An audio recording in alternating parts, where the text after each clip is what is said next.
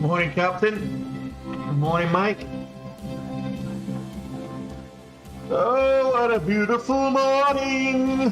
Let me just turn the Benzinger off. Bloomberg, not Benzinger. A little bit hungover. Let's have a look at top. It seems to be having a bit of a move, so probably not going to trade it, but I just want to see what the spreads are at the moment.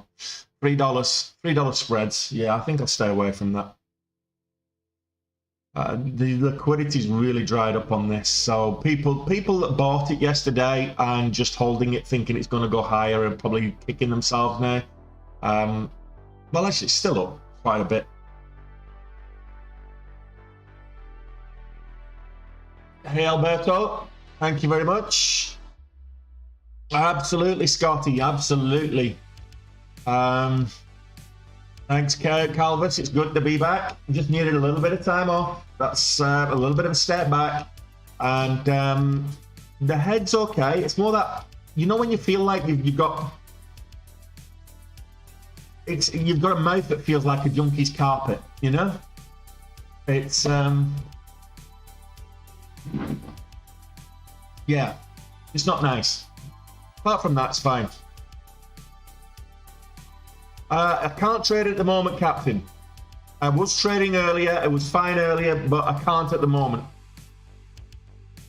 I'm on different servers as well. I'm on CMEG. You're on CMUC, CMUK. I'm on CMEG. So yeah, let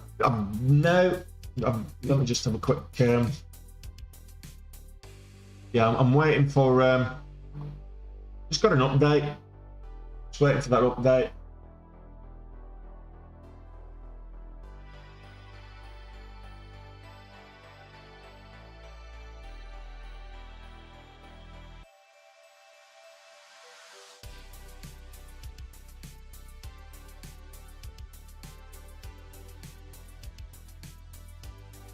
Yeah, it's my service got halted at 7:57 according to this. So I've not taken any trades since I got the notification, but I was okay before that. I was fine.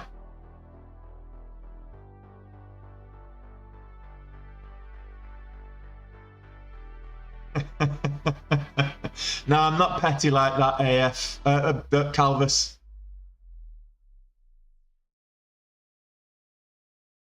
Hey, Jack. Oh, that's sweet.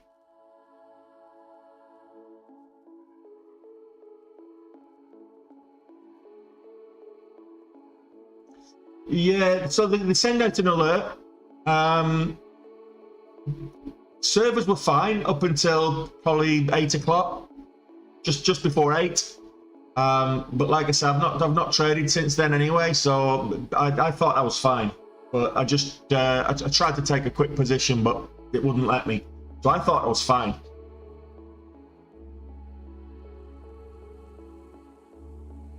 Morning, Riampu.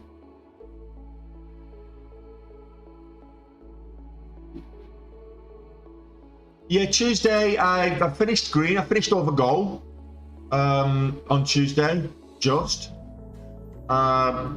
largely because I recovered the big loss, which was CX app. I carried on trading that, and I'll show you on the chart here. So if you look at the 15-minute chart, CX app.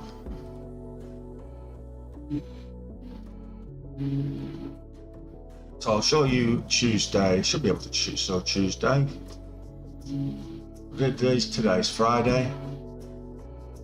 So Tuesday was the 25th. Yeah, so 25th. So yeah, so I was able to get this quick move up here. So I kind of lost coming into the open, then it started to move again, and I was able to get this. It moved up from kind of 8 to 13, so and then pulled back and moved up again. So Tuesday, I was just trading like an absolute muppet to start off with, and then I sized down and was then able to scale in later in the day. I was still communicating in the Discord and everything else, but CX app moved up huge amounts across the course of the day. When it started pulling back, it bounced on the VWAP and then went up again to a high of day again. So that was Tuesday. Managed to get green, but it was mentally taxing. Is the problem with that? I just found it draining. Yes, I'm back, Fuzzy.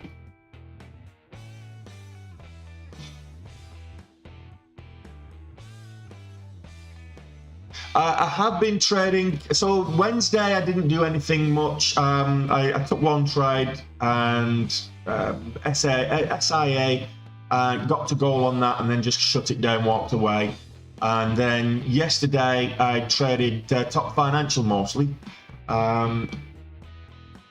Yeah, Top Financial was absolutely fantastic yesterday.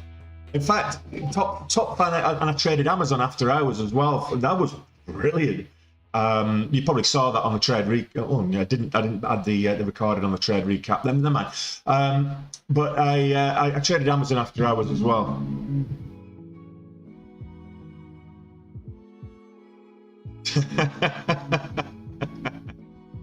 What's hot at the moment? Well, top financials still up quite a bit, but spreads up. The liquidity's dried up from yesterday. There's just very little liquidity.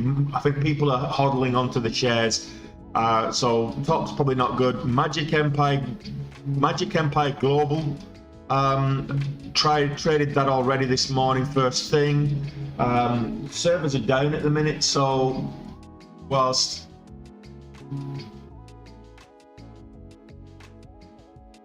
let's have a look.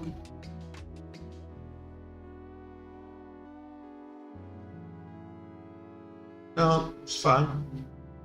Servers are okay.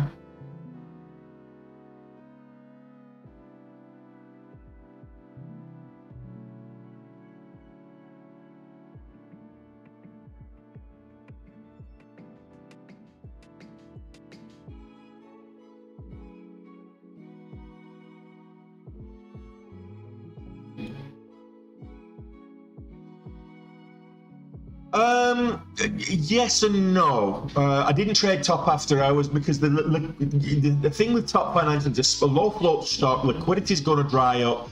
I'll show you that in a second. Ukulele.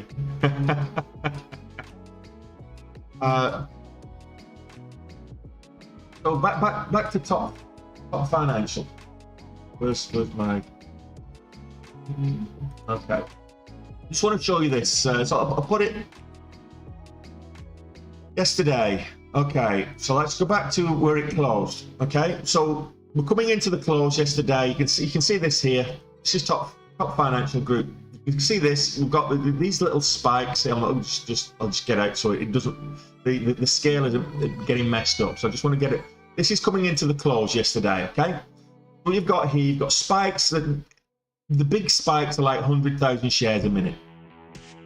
Still getting reasonable volume. Nowhere near where it was earlier in the day, but it's still getting reasonable volume. Then after hours, you get this huge spike up with reasonable volume to start off with. First kind of 3 to 5 minutes, you're getting reasonable volume. And then the volume drops off. So you get big moves. So, for example, this green candle here is from a low of 68 to a high of 85. So that's what's that? A $17 move. A $17 move on 48,000 shares. So on that minute. So that's a lot lower. Then as you get later in the day, coming in towards the real close here, so we're getting big moves here. For example, this is another big move from kind of $80 up to 170. So $27 move on 19,000 shares. So you can see how the liquidity is drying up. Then as we're getting the swings down, so there's a big swing down here. Let's have a look at this one. Big red candle here. So this is at like 4 o'clock this morning, big red candle, and it's gone from 236 where it opened to a low of 173. So that's a $60 swing, $63 swing on 2,000 shares traded. So trading after hours, if I'm trading after hours, I don't like trading low float stocks after hours. I don't mind doing it pre-market. Or if there is a catalyst and there's a lot of things going through it. This one, it was the stocks, the liquidity is just dried up, and it still is dry now. I prefer to trade the large cap stocks, the high liquidity stocks that after hours, because then you know you're going to get filled. If you're going to get like 2,000 shares, it's going to drop the price $60. Imagine taking 5,000, having a position of 5,000 shares and trying to get out. You're not going to get out, or you're going to get huge slippage.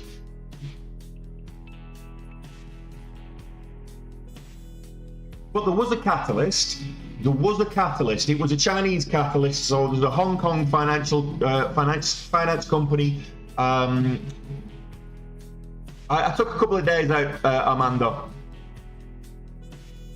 So the Hong Kong finance company's just been a group received permission to list on the Nyse. I believe that's the catalyst why Top Financial moved. That's certainly the rumor that's been mooted around. So Top Financial are the one of, if not the top brokerage in Hong Kong, and obviously listed on the Nasdaq. And as a result of the Hong Kong-based finance company getting listing, of course they're going to go through Top, and that's why it moved. So, but it didn't look like there was a catalyst to start off with.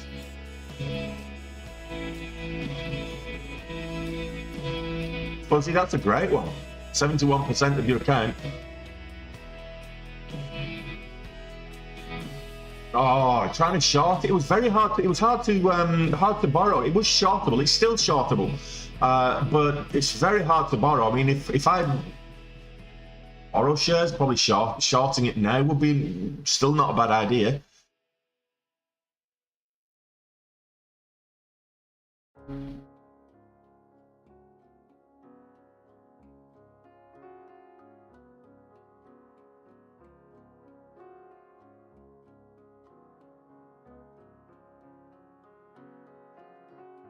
Yeah, the problem with that, Ukulele, and this is another reason why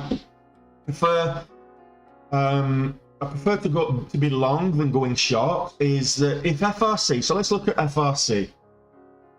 So there's somebody was just being talking about FRC, so First Republic, saying it's going to collapse. It's not going to get any government guarantees. Okay, so if you go short on this and it goes to zero, ends up on the pink sheets, aside from it getting delisted in the nuances of that, and Dave will be able to talk about that because that happened with SVB while he was short on that. So you can make a decent amount, but the max that you're going to get, the absolute max if it goes to zero, is 100% move. Top Financial yesterday went 260% up. From the previous day's closing to the peak. Now, in between, it moved down and then up again. So it actually the cumulative move was a lot more. But it was 260%. It was like 3,000% up when it went after hours. So to be able to get a volatile stock, I think HKD last year went up and did like 10,000% gains. This last couple of weeks, certainly across April and May, we've seen to the long side, a lot of these low float stocks will move over 100, 150, 200, 300, 400% intraday. So you can actually get huge gains going long, particularly if you're using leverage. If you go short, the most you're going to get is double your position times whatever leverage you get. It wouldn't be considered a penny stock. I suppose you could consider it a penny stock. It depends on your definition. They say anything under $10 is a penny stock. It's not. Anything under $1 is a penny stock, but it depends on your definition. They say $5 to $10 and below is kind of penny stock range. But I think when I think penny stocks, I think OTC markets. I think pink sheets. I don't think Nasdaq and Nyse. I think low float, low cap stocks on Nasdaq and Nyse, and that's one of the reasons I stay away from the OTC markets. How did I decide my entry on Amazon? Very simple, Ryan. I looked at the high of day, and as it broke the high of day, that was my entry. So during the regular sessions, the high of day, and I'll show you Amazon. And exactly where I decided my entry. So this was Amazon yesterday. Let's see, as we're coming into the close.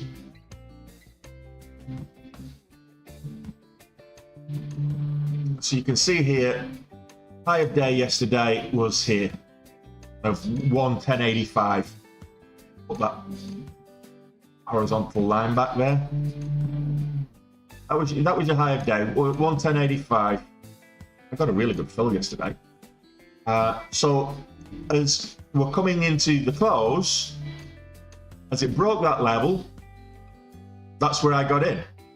And it did pull all the way back. I'd already traded Top Financial by this time. It did pull back, and it kind of broke the VWAP before then. That's what's known as a liquidity grab, going red on, going down to this level and then moving up. So I got in at just about 1088, I think was my entry, and then I was able to ride that all the way up. I took some profits as it started to pull back here, took half off, and then when it started to kind of consolidate up at the top is when I closed it.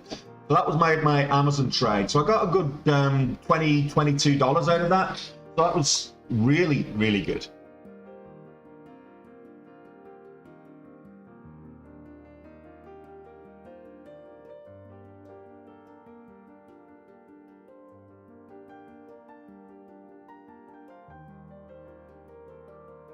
Why are other Chinese tickers pumping? In sympathy.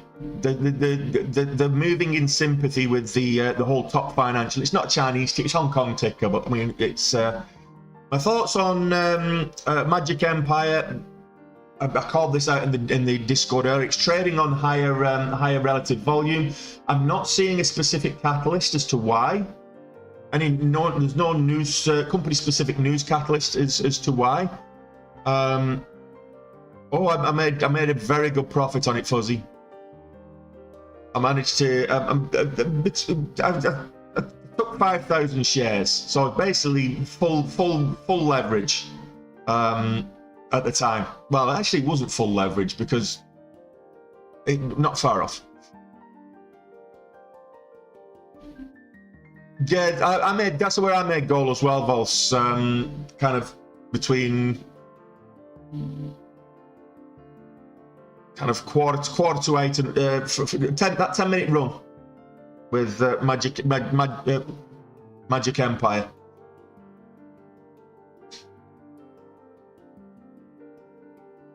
I'm not in the UK, Hugh, first and foremost. So you trade the price action.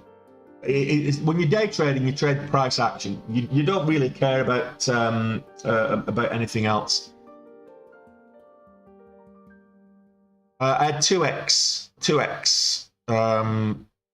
fuzzy on Amazon.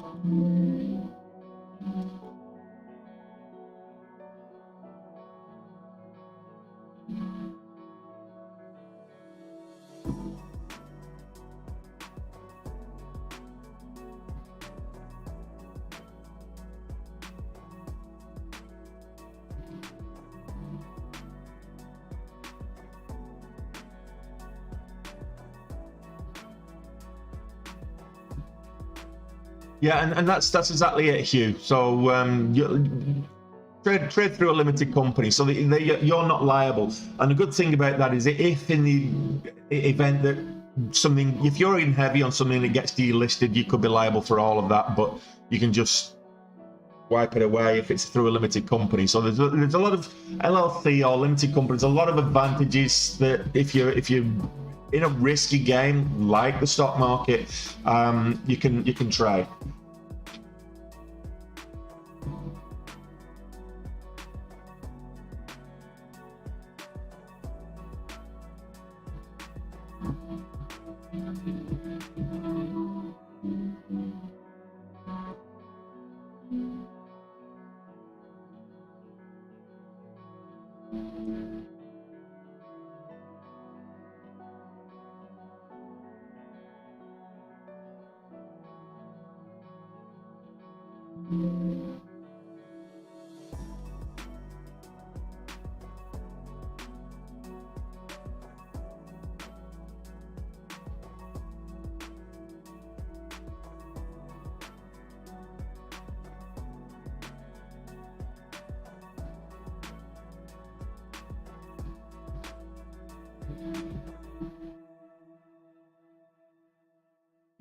Right, okay.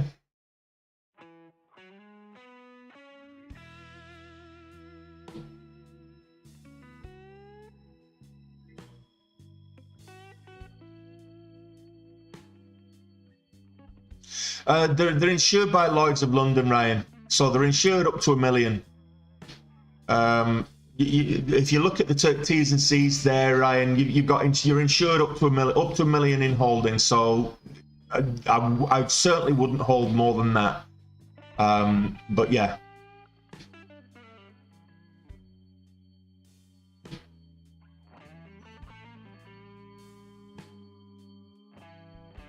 The AMC's not going to moon, Puno. Don't worry.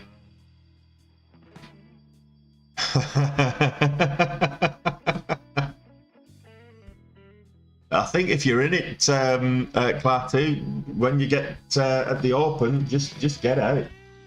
It's probably going to tank.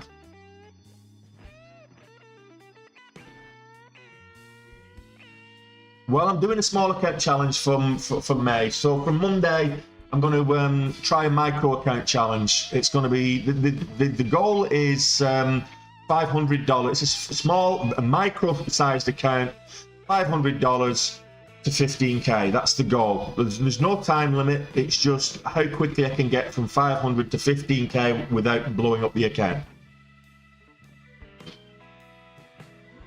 A bit of both, Nyse. A bit of both. Is it a bank holiday Monday? Oh, it's not on the stock market. I don't think it is. Let me just do a quick check.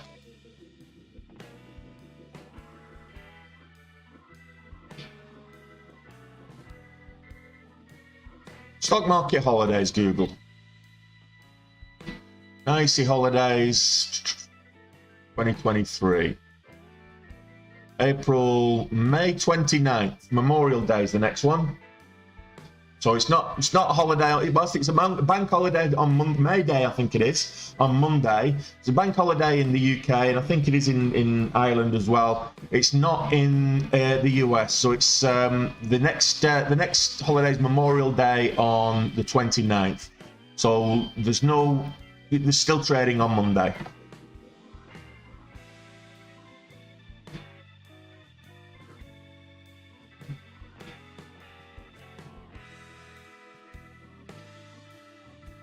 It depends, Bams. For one trade a day should be enough on the $500 challenge, if that's your only account. Now, I'm doing a challenge, and the goal is to get to 15K as quickly as possible. So whilst if there's opportunity, might take more than one trade. But the goal is to make sure that A, you're covering the commissions, because it's quite expensive with just a $500 account. You're covering the commissions and you're making profit. Then if you can do that, for example, if you take a trade and you get filled immediately with let's say you take 100 shares of a $5 stock, just round numbers, it helps. So 100 shares of a $5 stock, you're going to need that to move at least 20 cents. Because 100 shares, $5 stock, if it moves 20 cents, you make $20.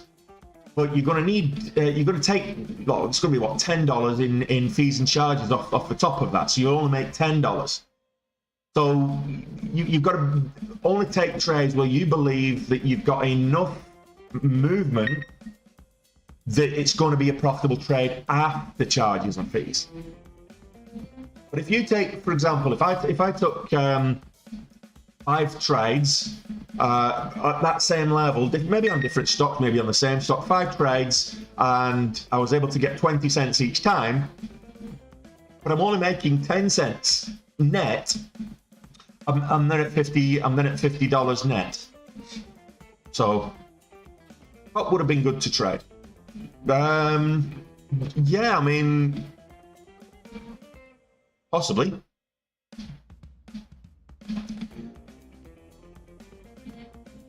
The thing is, taking the small account challenge, you'll see me taking a lot bigger risks than I would advise anybody to do. So you should only be risking maximum 3% of your account. So if you've got a $5 account, 3% is like, what's that? $500. 1% is so $15. So you should be risking $15 to make 30 per trade, realistically. So if you make $50, great, and that'll cover that will cover the fees and charges, and you'll have a $30 trade. So that's what I'm looking for. Is high momentum stocks that are affordable, maybe have a bit of leverage, or maybe it's. I don't like going under that $2 threshold though. That's another thing.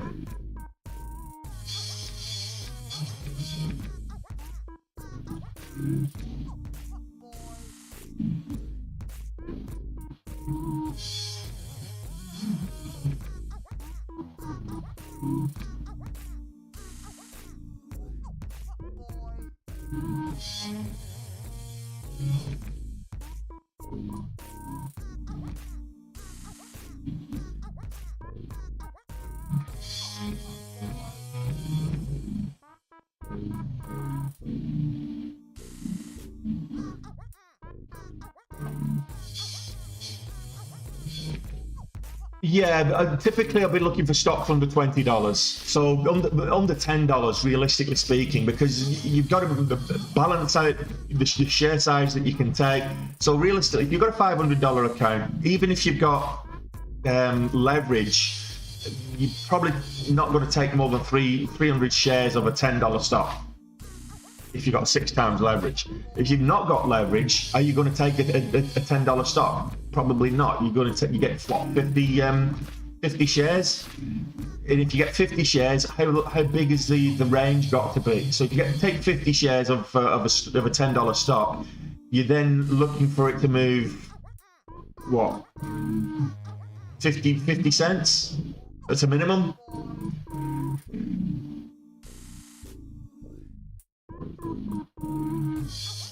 Um, 500 is, which is why I've chosen 500, Ryan. So 500 is the minimum that you can start with leverage with the broker that I'm using. So you can trade from kind of $350.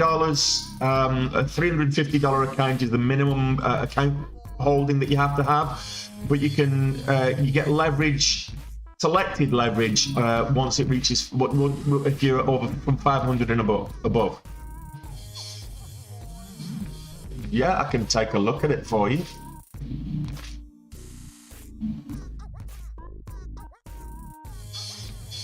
Okay, so let's have a quick look at this for you.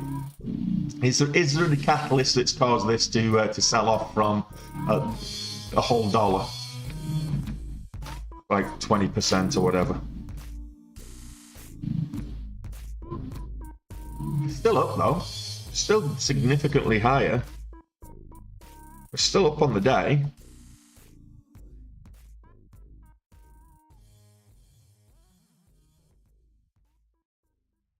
Okay.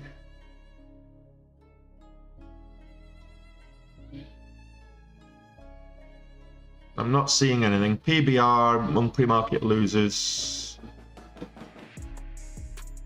Down 8% in pre-market trading. I'm not seeing any company-specific catalysts. Plenty SEC forms that have been filed over the last few days, and there was rumours of a buyout on Tuesday by Apollo Global. No, that's not right. That's Brascom.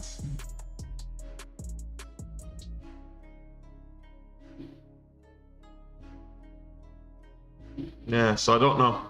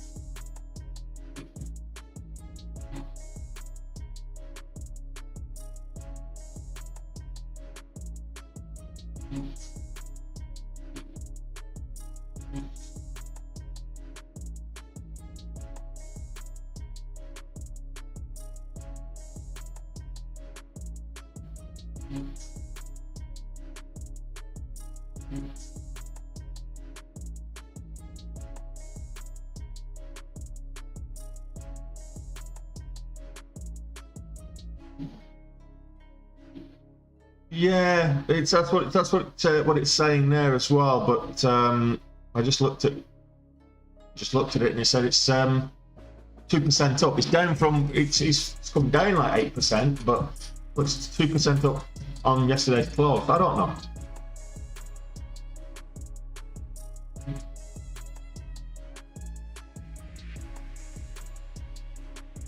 Well, I think that third place is pretty much guaranteed to be yours, Alistair. Yeah, third place is pretty much guaranteed to be yours.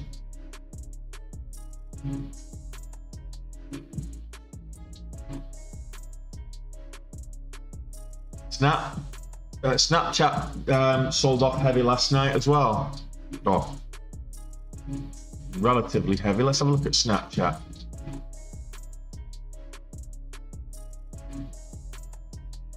Yeah, it sold off hard on earnings yesterday.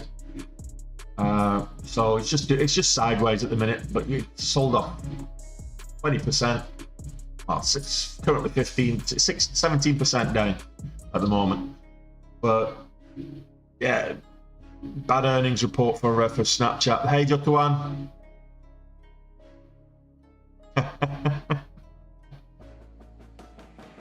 No, I think first time back in the Champions League for you guys, and a good. Yeah, there's no volume though. Tempest. So I'll have a look at Tempest here, but what I'm not seeing is any kind of volume. So I don't.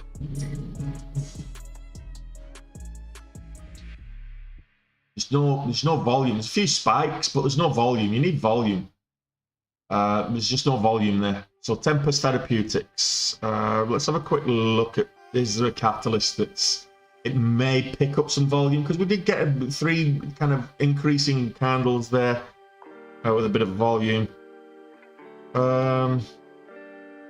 Tempest Therapeutics says early results from phase 1B and 2 study of Tempest 1120 for hepatocellular carcinoma shows that combined with antizolizumab and bevacizumab demonstrated clinically meaningful improvement compared to atezolizumab and bevacizumab on its own. Don't ask me if I pronounced that right, but I did it with confidence. Yeah, so it has clinical trial results. So if it gets a bit more volume, yeah, it might be interesting. But right now, probably not. It's got no volume. But 47% now.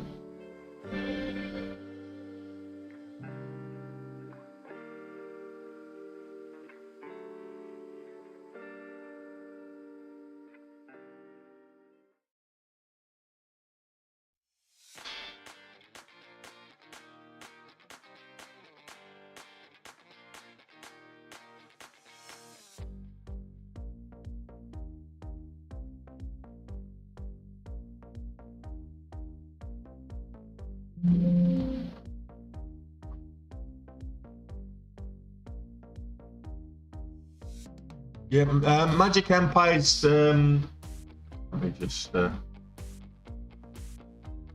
across to that one.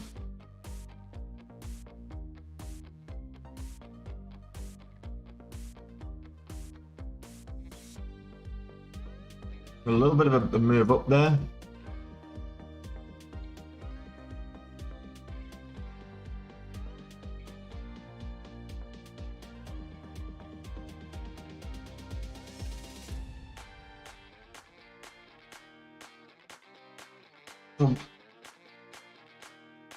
I could have been, what, about 12, 13k up on this one this morning, then I decided to get greedy and gave some back, so I'm over goal.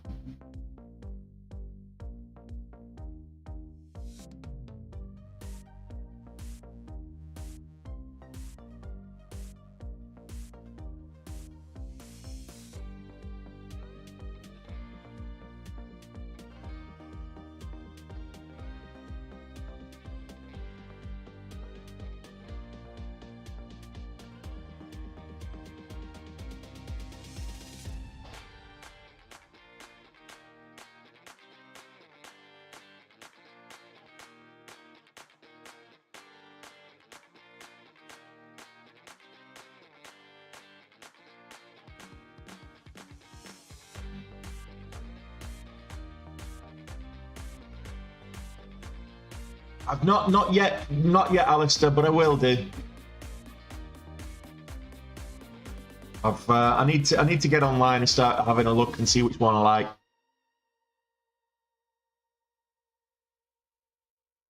Stocks, equities only, striking the rich. Equities only. So it's we're not trading options, forex, futures, or crypto. We're just equities only. Yeah, the Chinese tickers are looking quite good. Huadi International, Wang and WLGS's recent IPO as well. Top King Wind.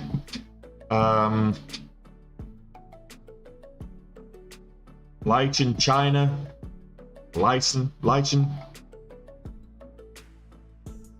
JYD. JYD went mental a couple of days ago. Let's have a look at that. Why is that? Is that moving up?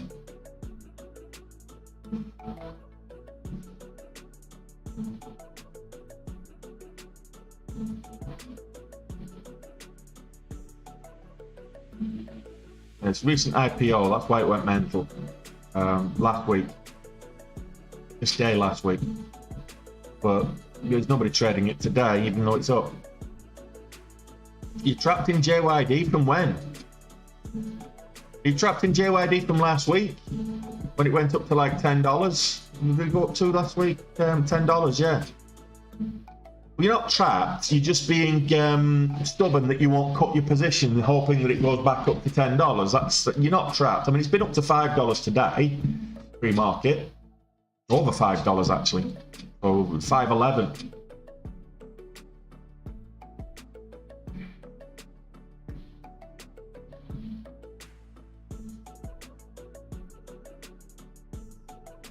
Yeah, so Cala, not got any volume at the minute, so I'll take a look at it for you. So it might have news, but don't trade the news, guys. Trade the action. It's moving up, but there's no volume. So 12.5% on the day so far, just no volume.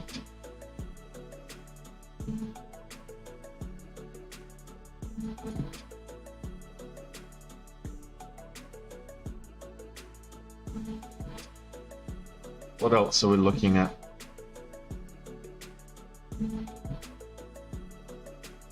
Right now, see.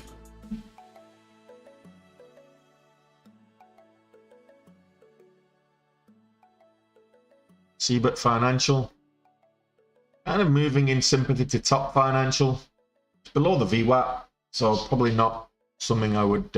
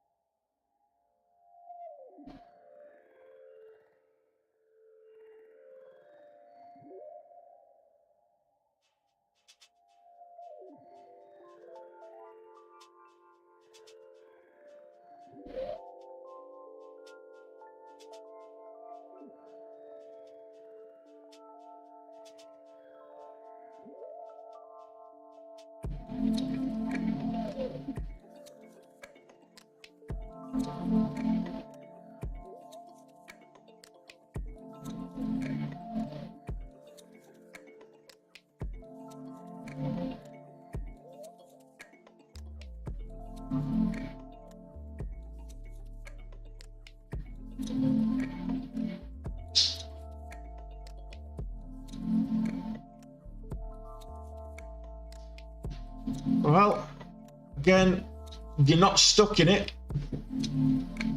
Volume, so volume is the term that is used for the number of shares being traded over any given time frame. So what you'll see here on Seabit Financial is down here I've got this histogram here, which is basically the volume profiles.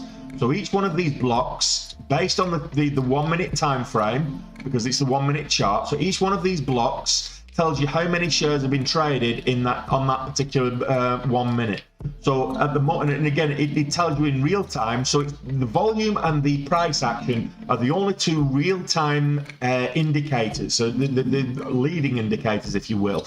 They're the only real-time indicators that you can use. All other indicators are lagging indicators. They're telling you what's already happened with the price action, what's already happened with the stock price. Whereas volume and price action are real-time, or as close to real-time indicators, so you can actually see where the stock's going, where it's moving, etc., etc. So that's what volume is.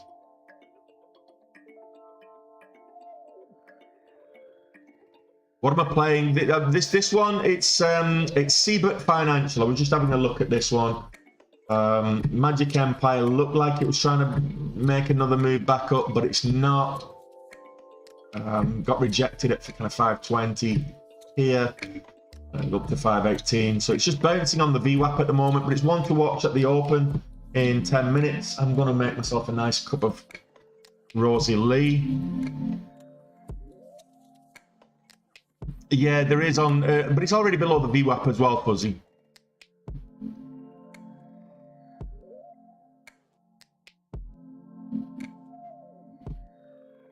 Morning by the dip.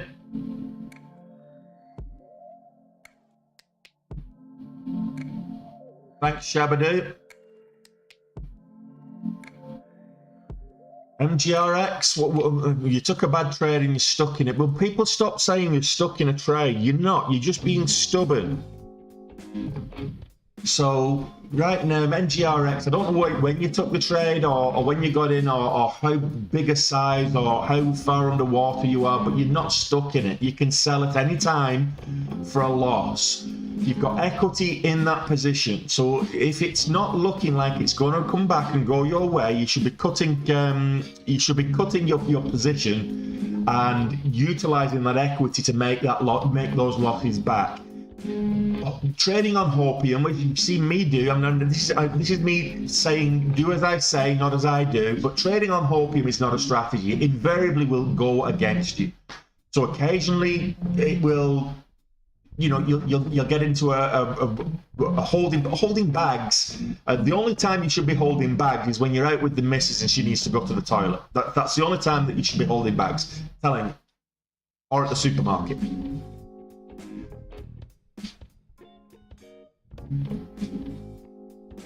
Yeah, just a small one yesterday, Alistair.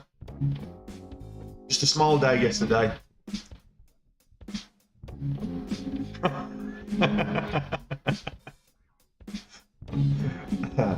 Yeah, fake news.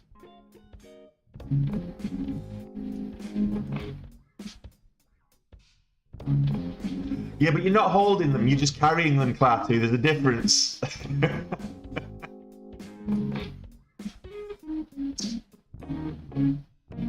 About the volume, so Magic Empire Global here, the volume here, we've got this spike up in volume here.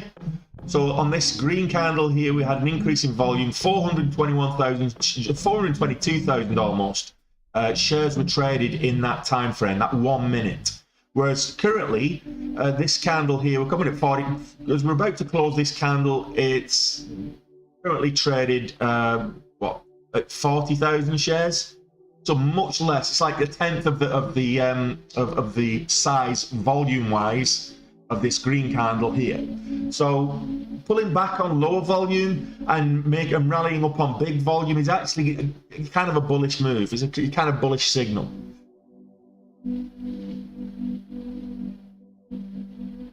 Going back to Kyle, going back to top last night would have been catastrophic because the liquidity dries up on these low float stocks. If they're not a coffee table name after hours, or if there's no earnings or things like that, the liquidity just dries up. I was just showing earlier on the chart how Top Financial did a $60 move on 2,000 shares of volume.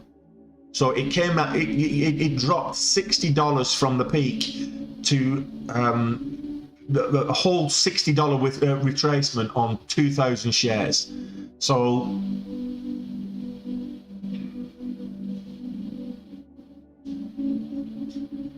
I'm gonna make myself a cup of tea before the bell. And hopefully, I'm not getting. I'm able to trade.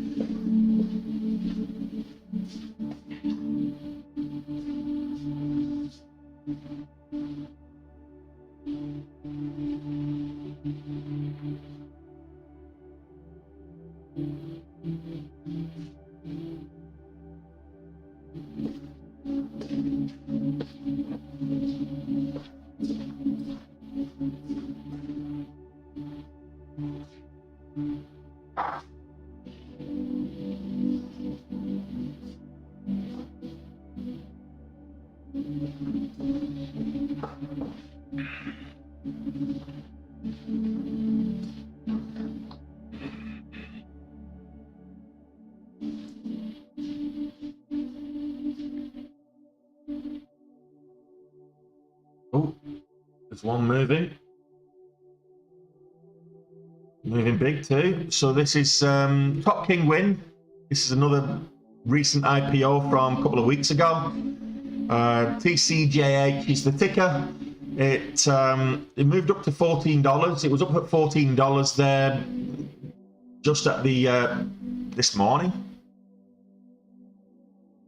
Yeah, so it went up to 14.58 at 10 past 4 this morning, and then it's pulled back, which is why it's now below the VWAP, but it's testing that testing the VWAP. Just made a whole $1.50 move from 6 to 7.50. Oh, you like the inclusion of SpongeBob there, Fuzzy?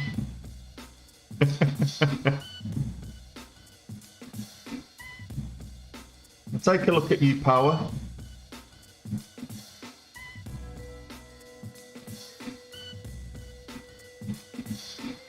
Hey, Lisa.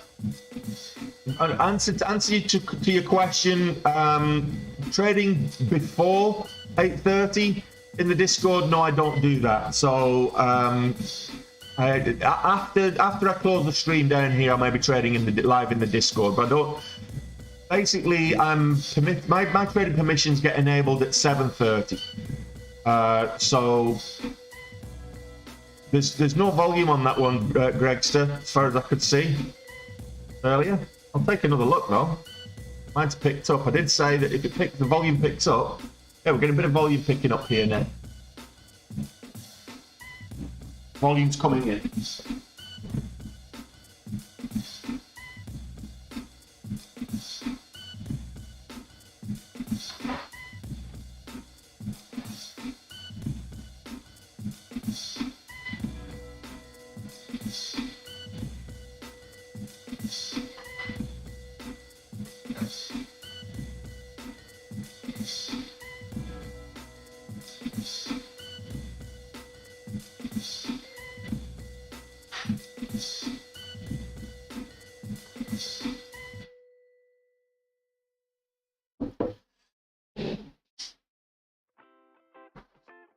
Yeah, the Amazon trade was good yesterday. Spot on.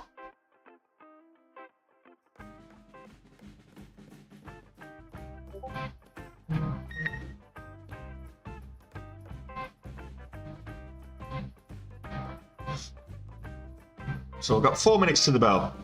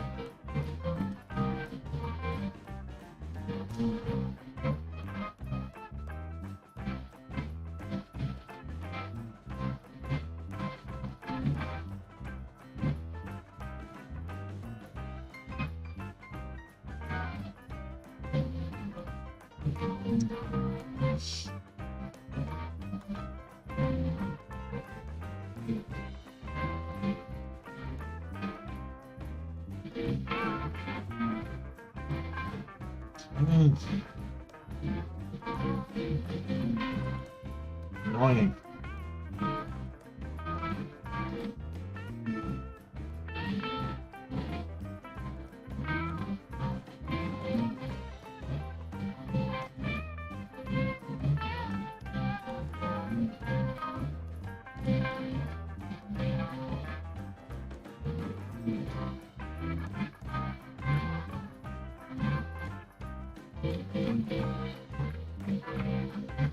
Okay, let's get this back up and running.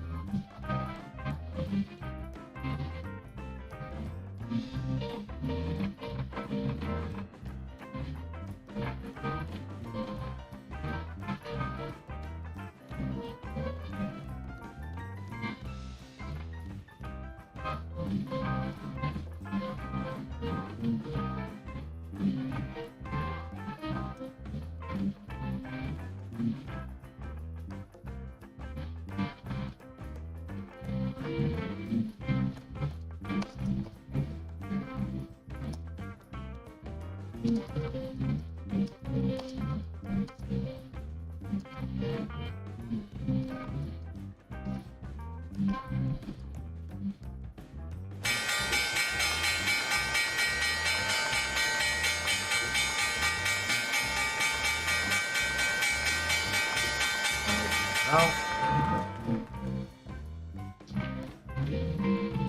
change the scanners over. The regular session, and let's have a look. Ooh, Megal just sold off.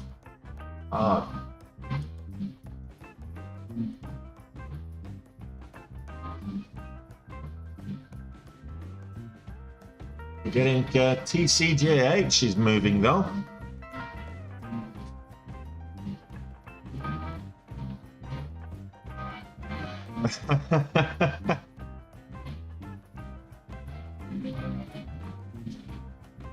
That's the halt level. I missed that one. At the halt level. Halt's halt, which at the halt level.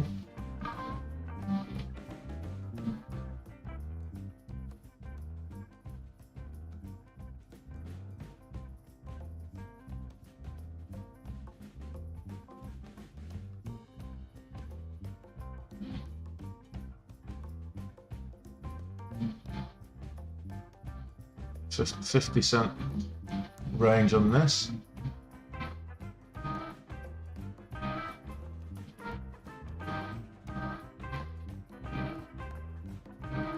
And 36 is the halt level.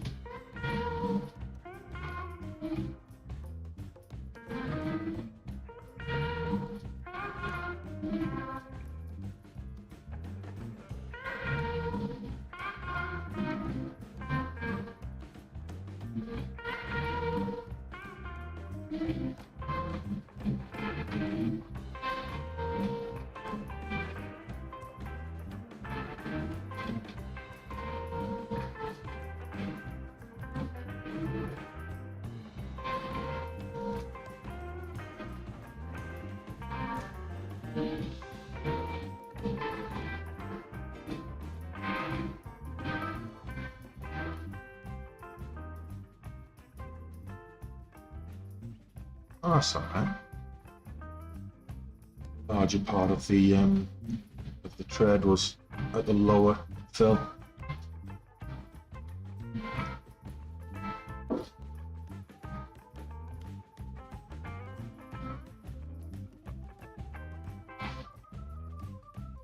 Yeah, but look at the spreads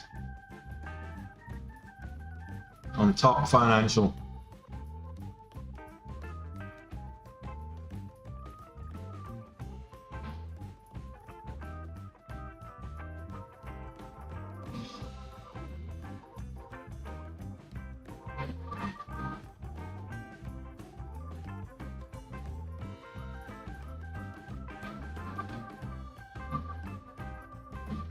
Any good rumor on Tesla? Yeah, I can start one for you if you like, Black Eagle.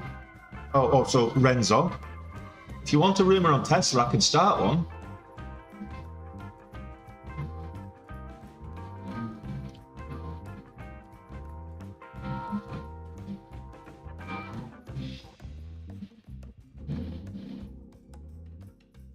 Amazon's down at the moment, Black Eagle.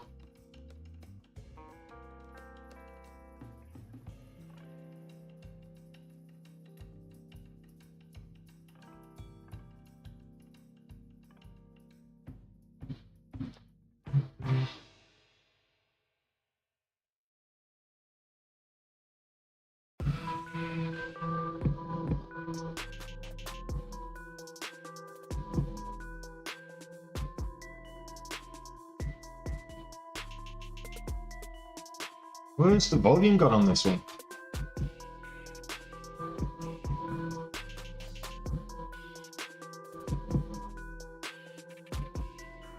GBA breaking $3 now.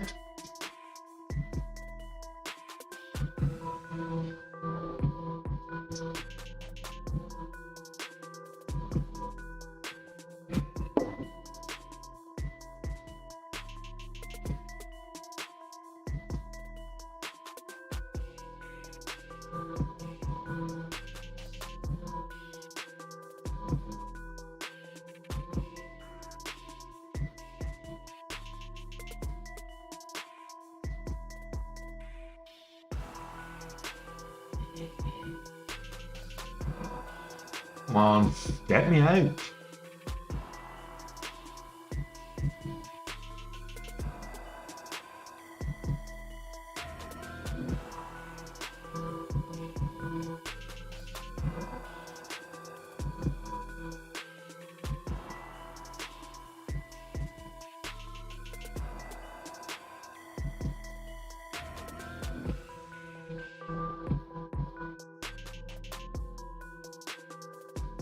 Got me out that time.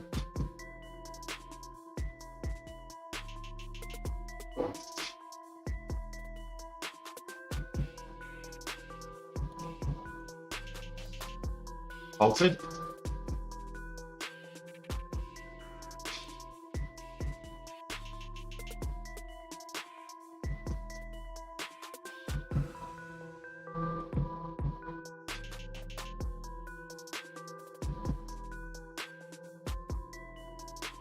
Quite a lot of movement at the moment. So some good moves, some good moves, some not so good moves.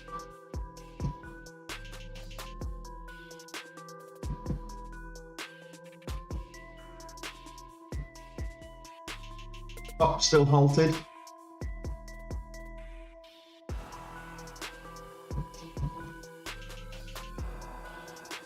I'm not even going to look at Bed Bath & Beyond for like 12 cents or whatever it is.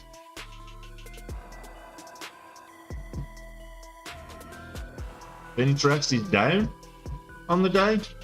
Oh.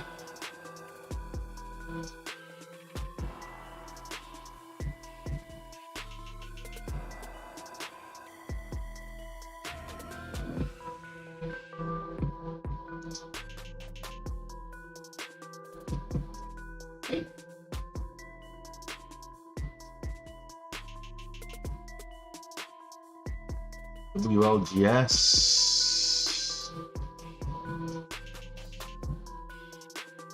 Yeah, no. Party. Not traded that for a while. I don't like trading party. It's a bit choppy at the best of times.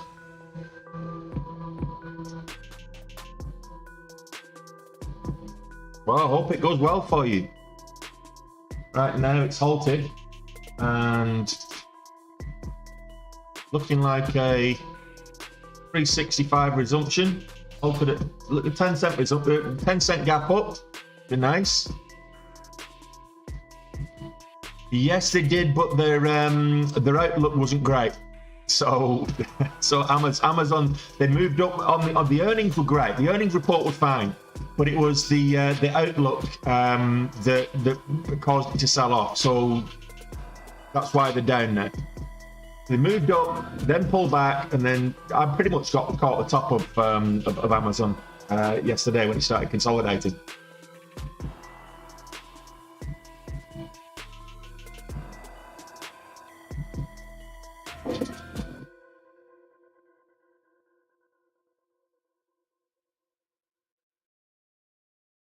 Yeah, I saw that, Greg. I couldn't get out quick enough. Missed. This one will resume at 41, just shy of 41. Well, let's have a look. What else is moving right now? So let's look at top. Top financial. That's volatility halt. I'm just looking at, so that's pretty much at the bell. So this should resume. The top financial should resume in the next.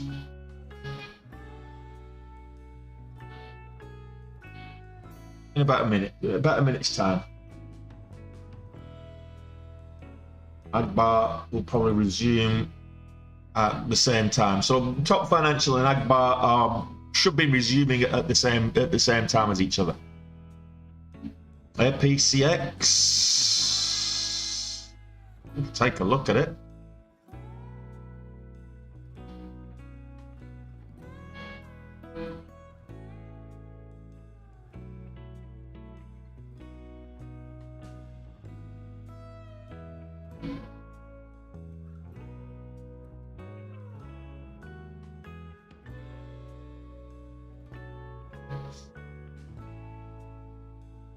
Not got velocity though, that's the problem with this one. So AppTech Payments and Corix Solutions collaborate, enhancing blockchain mobile payment capabilities.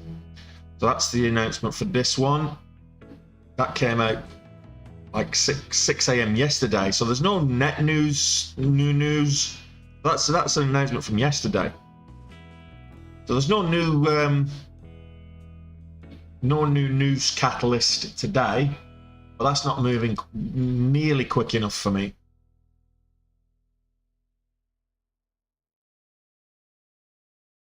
Let's have a look at this one.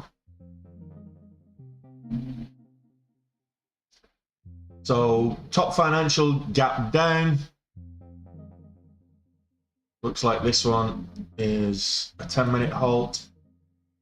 So top financial gap down. Oh, into a halt down. So halt up, gap down, then a flush down into a halt down. So top financial is looking weak.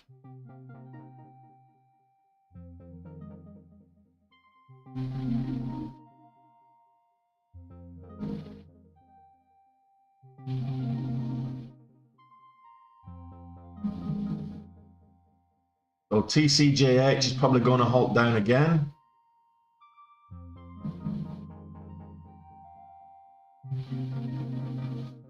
$668 is the halt level, so it got very close to it. Outlook all day. So on the conference call, they had a pessimistic outlook going forward, and that's why they're getting crushed.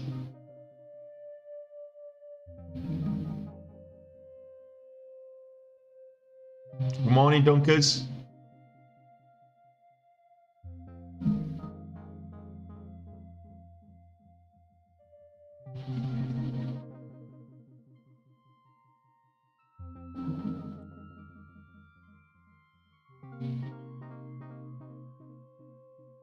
I mean, I'm still bullish on Amazon long term. I think Amazon's a great company.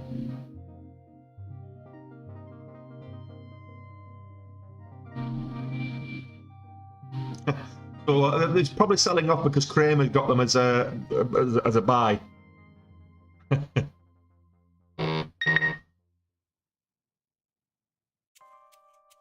So Needham's reiterated a buy. So a lot of the a lot of analysts are still bullish on Amazon.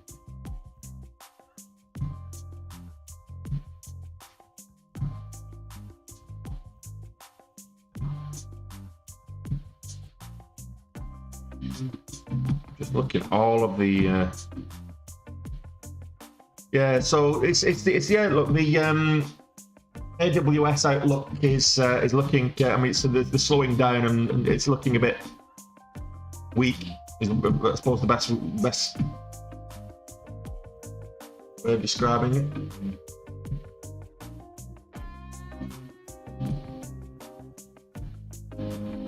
Seed selling off hard. Agbar selling off hard. Oh, Agbar's still halted. Not selling off, still halted. So that's 35 and 53. Got 2 minutes left there, but we've got CXR moving again.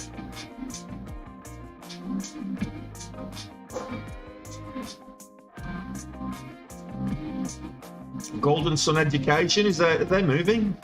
I'm not seeing them on the scanners anywhere.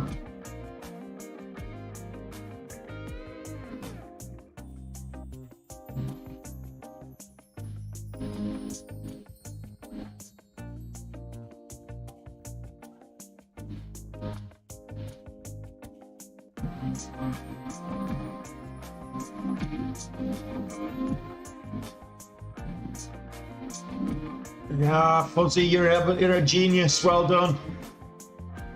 Good stuff. I have to tip my crown and give it to you, buddy.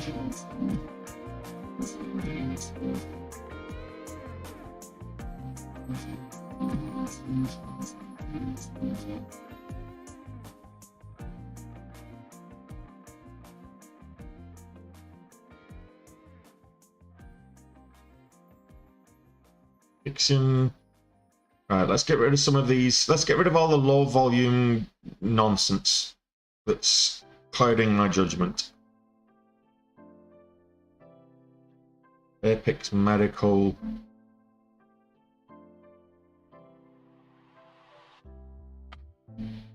Right, there we go. Now we've just got HKD, that old chestnut.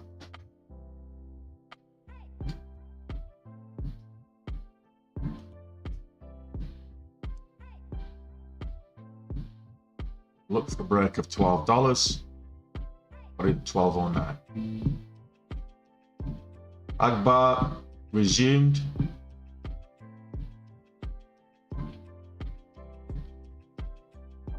Into a halt up.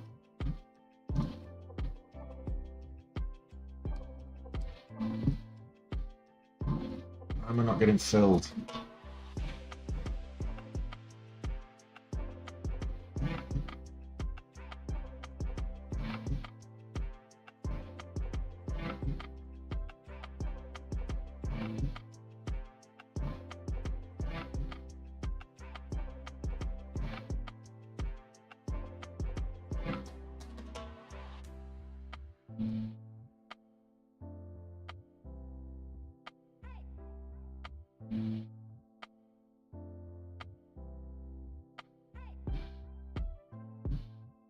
I saw that, Gregster. Agbar to the moon. Why not? 20-cent spreads on this all of a sudden. What are you doing? I don't like these spreads.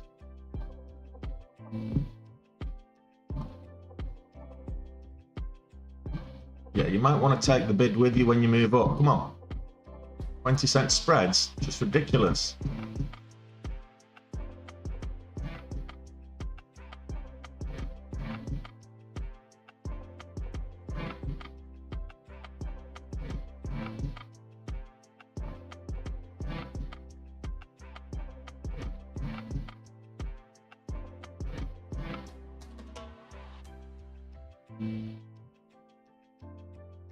Are you absolutely extracting urine from me here?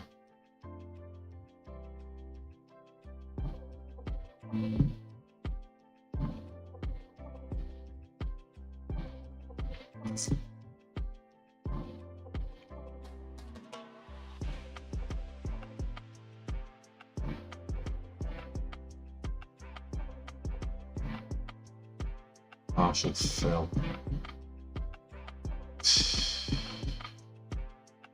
That is just annoying. Of the highest order.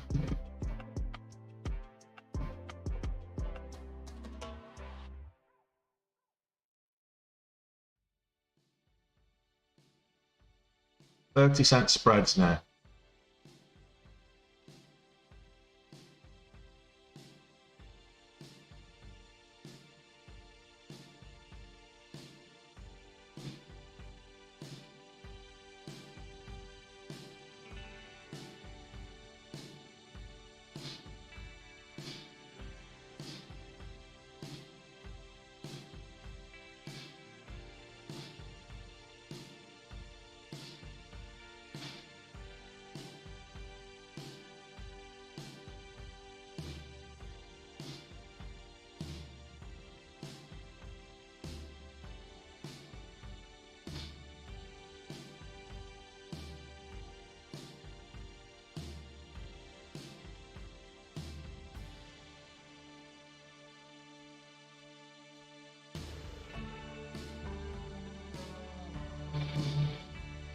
Try a little market order and get out of this. These 30-cent spreads are absolutely shocking.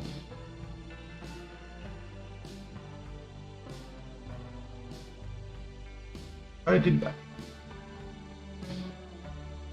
That makes no sense at all.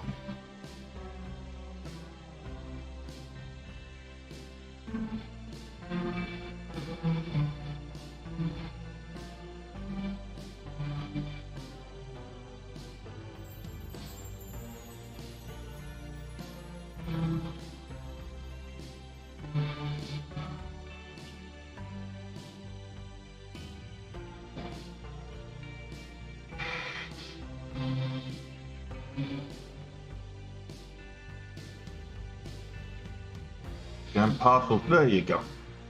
I'm not trading you. Horrible, horrible.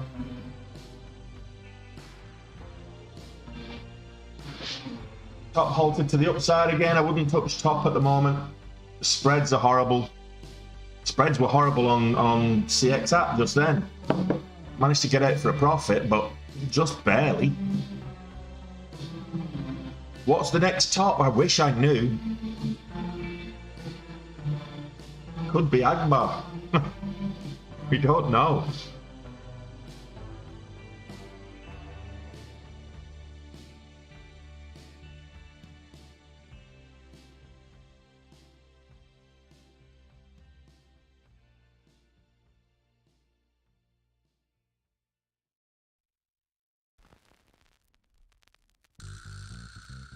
Yeah, I'm not seeing any company-specific news on this.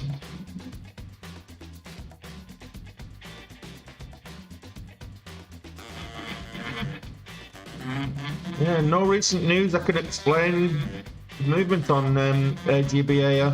It's just I think it's just general Hong Kong sector bullishness.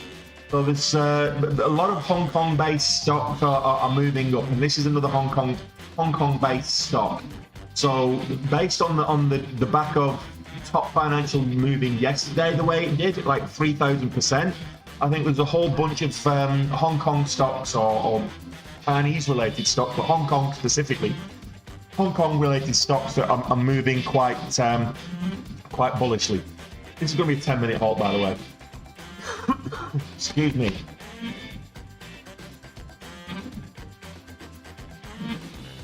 You power.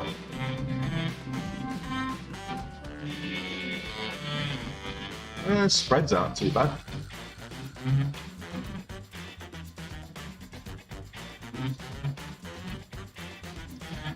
TPSP? You mean TPST? TPSP or TPST? Because I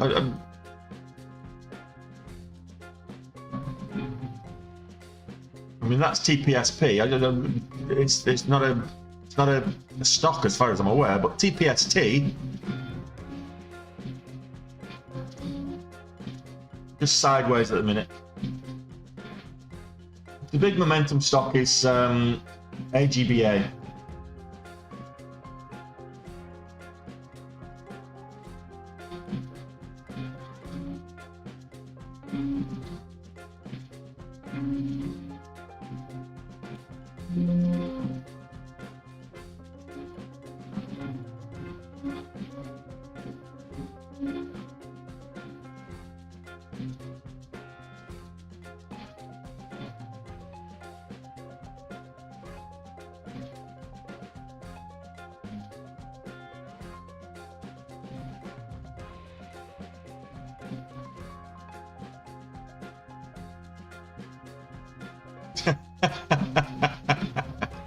Yeah, I just looked at you car. It's moving, but it's not got. Oh, it's moving now into a halt just as I switched it on.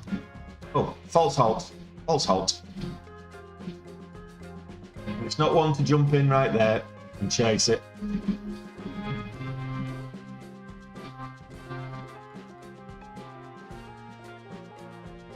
So that's you car.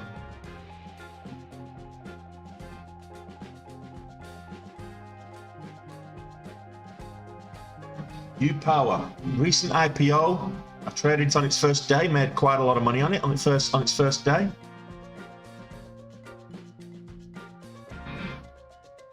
What is a false halt? False halt is when it reaches the halt level, but it doesn't actually go into a halt. So it'll pause at that halt level and then retrace.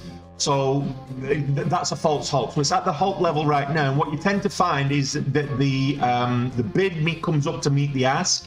So there is no spread, and you get transactions going through buying and selling at the ask, and because the bid and the ask are essentially the same thing, and then it retraces, and you get the bid starts to drop again, and it pulls back from the halt level. Otherwise, it continues up into the halt level. The market makers pull the books, and it halts for a volatility halt. So let's have a look at Agbar. That's due to resume.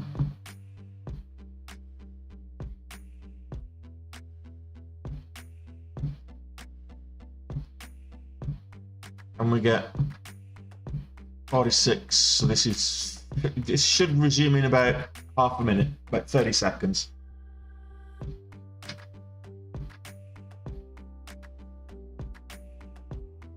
Let's have a look at Agbar. We've got UCAR halted up, missed it. We've got top halted up, not worth trading. We've got Agbar currently halted up, should resume in the next about 10 seconds or so. 34, 56.34 is when it should resume, or it may resume. There you go. Pull back. Fill the gap, move back up.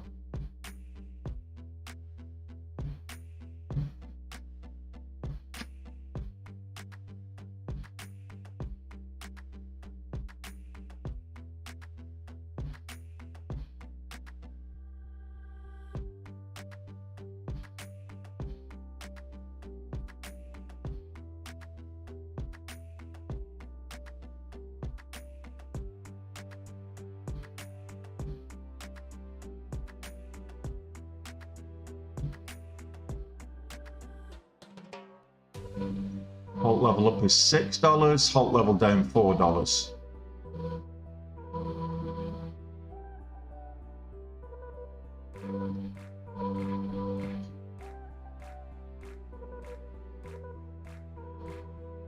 Wow.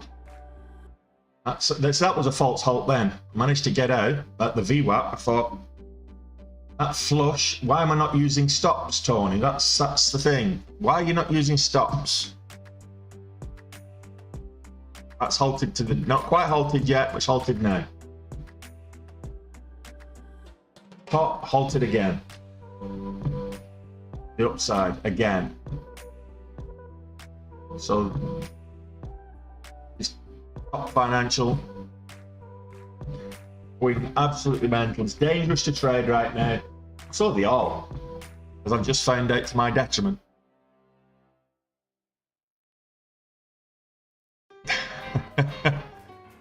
Green to red today, Neath. I was over goal and then I got in, and now I'm 6k down. So 6k up and I've gone 6k down. So there's volatility though. There's a lot of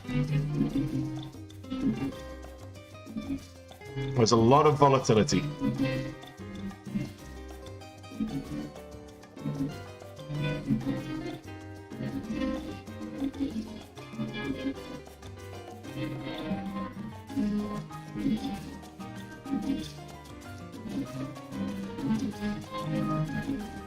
Double bottom shade there.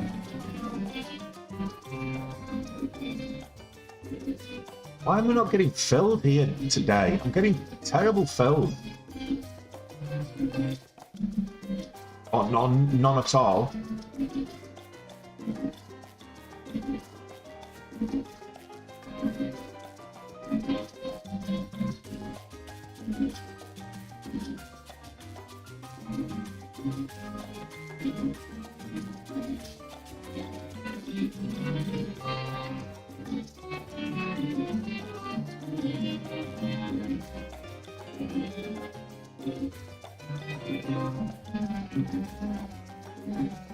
U-Power, U-Car just resumed, capped up, but it's pulling back now. It might move back up again.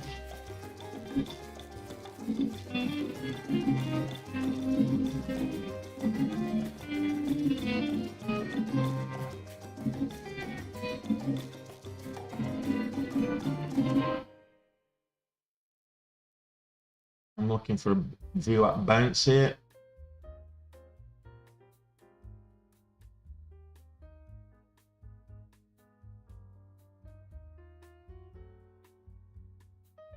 I hear the dog snoring, I just can't see her. I don't know where I've lost a dog.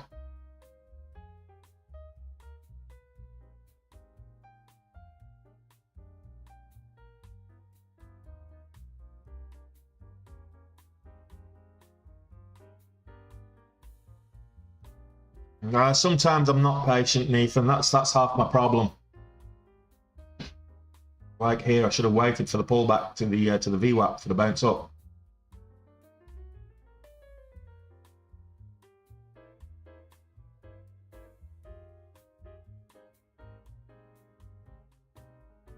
And U-Car moving as well. The U-Car is almost up at 9. I'm missing that move as well. So FOMO's taking over now.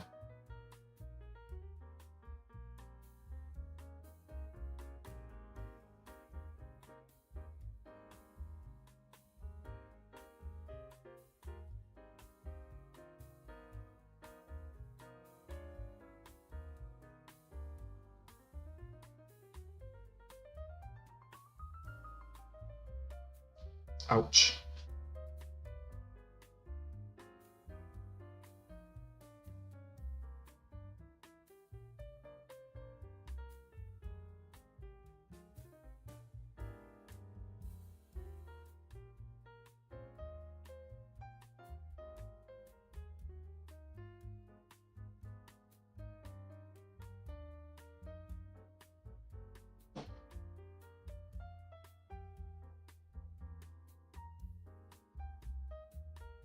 Where's the volume gone? Lovely move up with good volume. Just died out.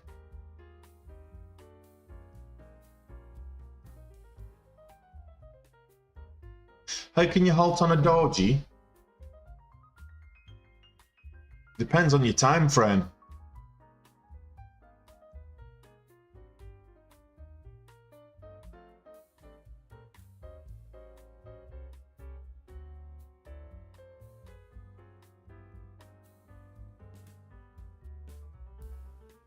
Not feeling this one either.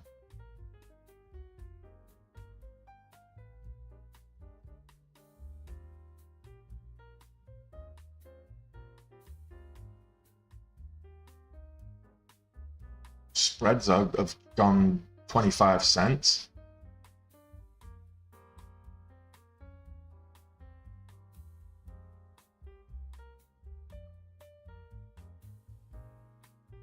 I want it to drop below the $0.50. Yeah, it did. So We're going to go red to green again.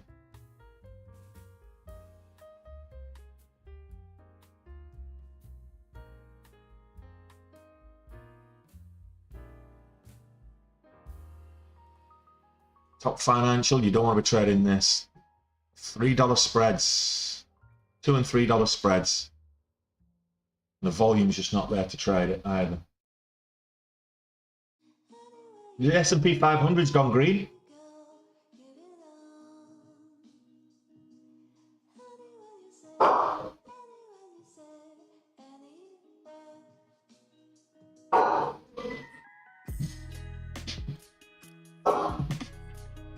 Where's the doji? I don't see a doji there. Who knows? But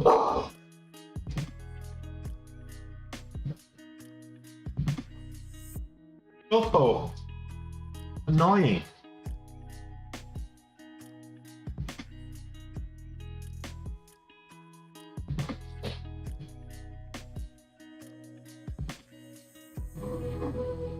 But if you're talking about it's halted and then there's a doji at the halt level, so it's like just a blank. It's not a doji. What tends to happen is it reaches the halt level, and it's not quite halted, and it moves into a new candle formation. So it doesn't move, and you get the blank as it halts. And that might be what you're looking at there, Alpuno.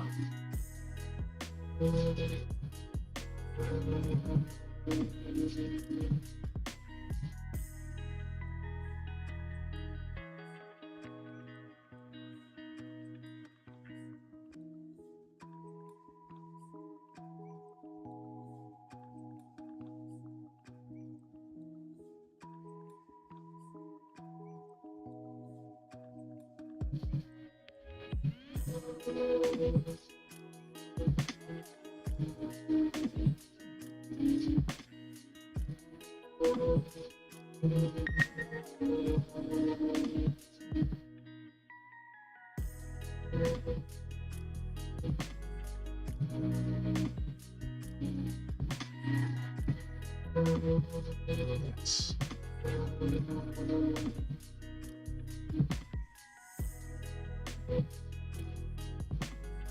Actually, on this one.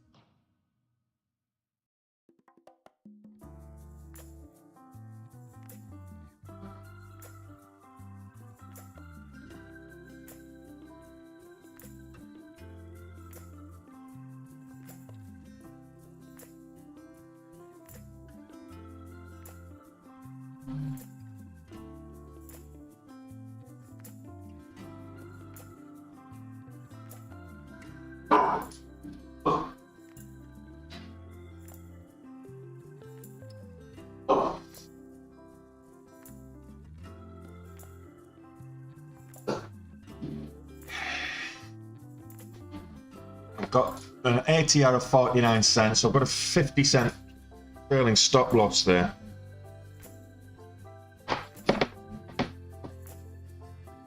And see what happens with it. Who's messaging me?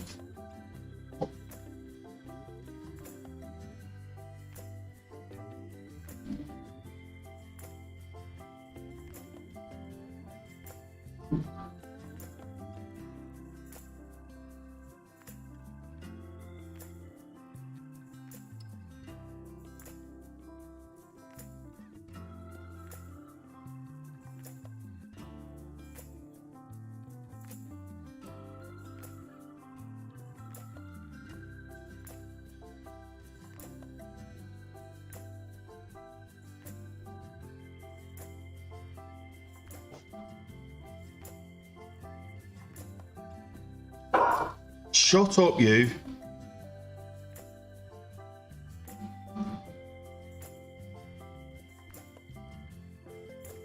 Right, somebody was asking me.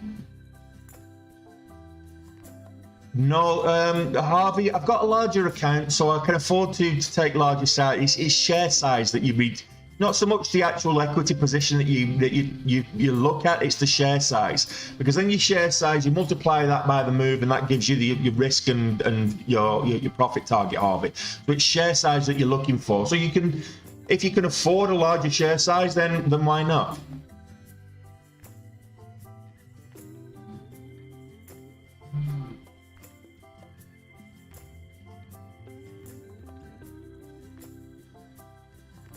This looks like it's going to halt up to it's not halt up, it's a 1420 halt up. Yeah, it looks like it's going to halt up. In at 1320. So that's about 5,000, maybe. Might get 2,000 on this if it pulls right back, depending on slippage. We'll see. Right.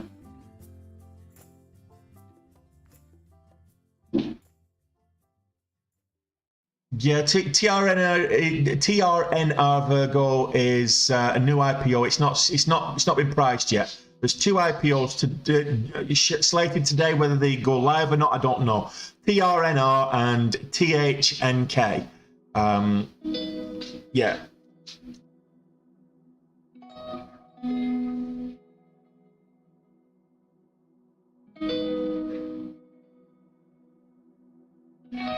Short squeeze in the making. Is it really? I mean, is it that heavily shorted?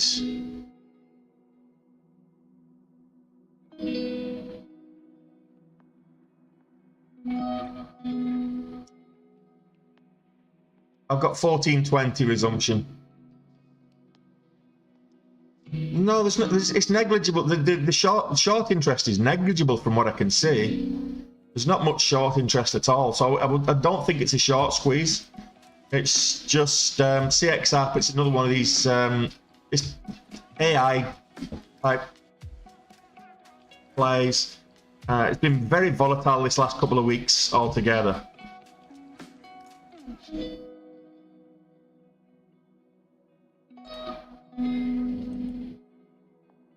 Can't do that. Benzinga CX app, don't get too excited. Like, what?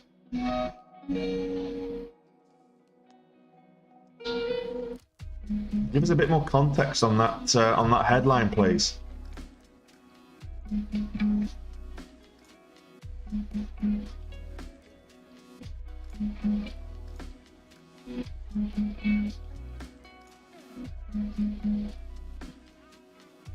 GSUN, Golden Sun Education. So this one should resume at 12. So in about 30 seconds. GSUN. GSUN, it's not quite at the pre-market highs yet. Pre-market high was 250. I thought I had the map typed on the pre-market highs here, but I'll have to redo that because I know I did. I must have just saved it. Okay. CXI, about 20 seconds for resumption here. Contract for difference, just the one. Basically, you will not, if you're trading CFDs, you won't own the underlying asset. You're just betting on the price action, whether it goes up or down. That's all a CFD is.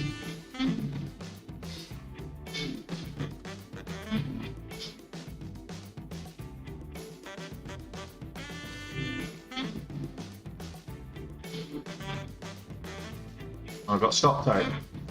So I made four grand on that, but it stopped me out. It's volatile, very volatile. The spreads are 20 cents now, 30 cents.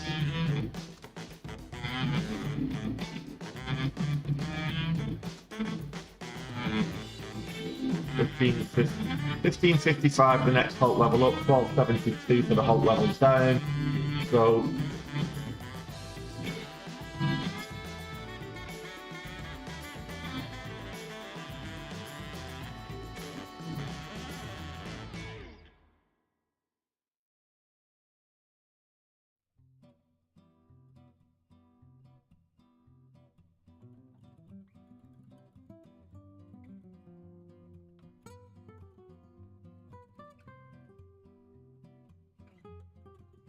yeah, no, look, base hits, absolutely.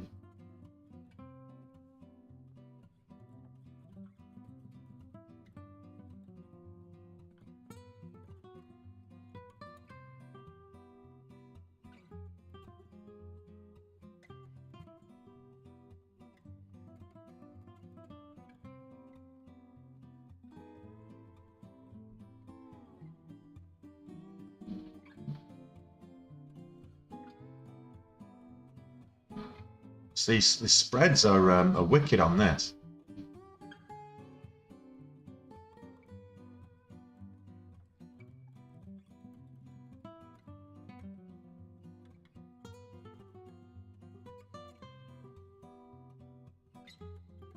For a dip buy and a move back up.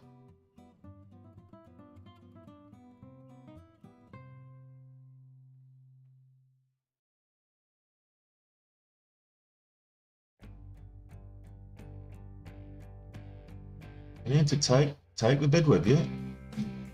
New highs. Take a little bit off of there. Just get the break of 15 here.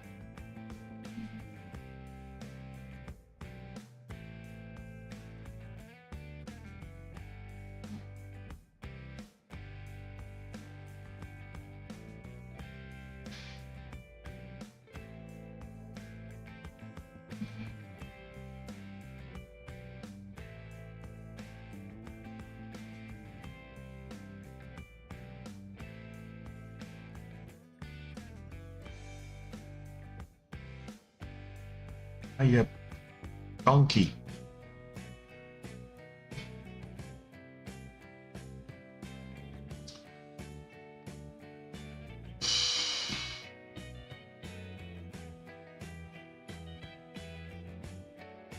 With an idiot play on my point, from my point of view.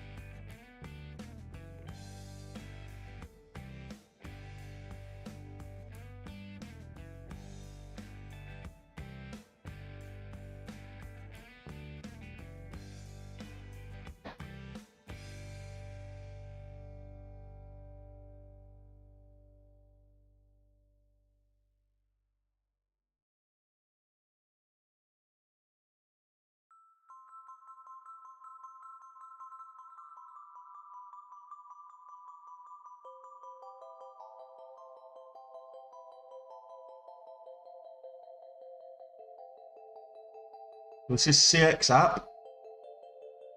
Very volatile. Spreads are just horrible. And I knew that when I got in it. And I've just looked at the 2-minute chart and I've got the devil horns on the 2-minute and I didn't see it. I'm just gonna buy that dip there. We'll move back up for a bounce. Over 14. Anything over 14 I should be golden.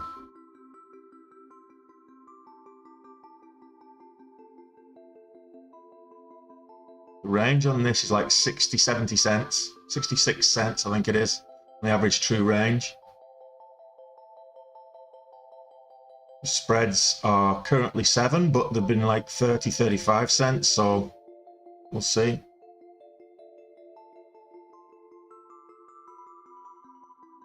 Very choppy today, Calvus.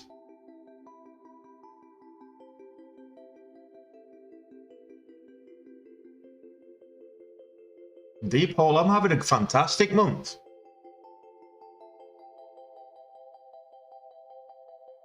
I'm having a fantastic month. As of yesterday, I had my best ever day yesterday.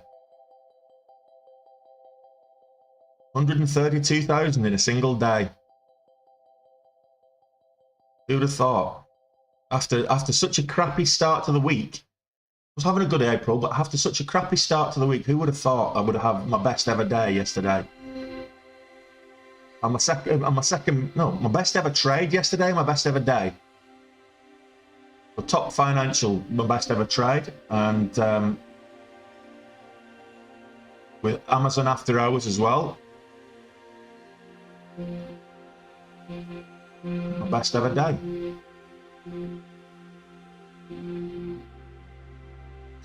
Take the ruddy bid with you. 30 bloody cents, come on. On these spreads. It halted to the downside, has it? It's an iceberg.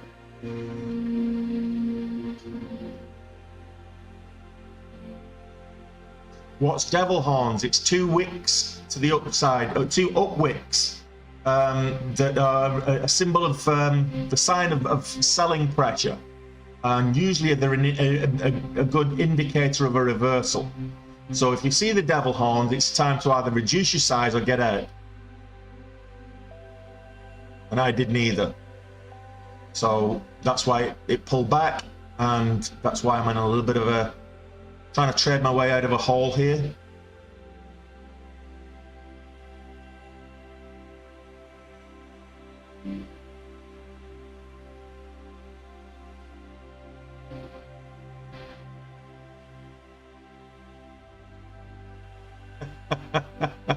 Only if you win, Nyse, absolutely.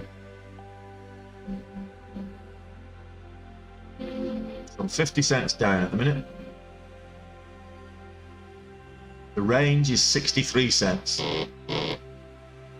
Put that into context.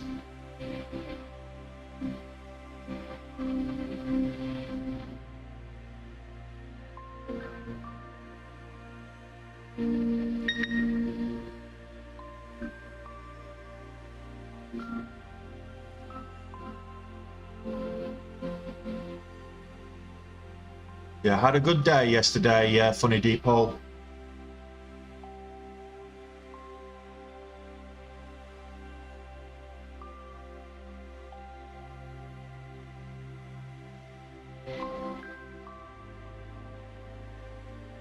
Top's just it's very choppy, low volume, relatively speaking, and spreads are just evil on top financial. It was great trading it at like $20, $30, $15. I think I took my first trade on top financial yesterday, just over $9, and rode it all the way up to kind of 22.50, 22.70, whatever it was.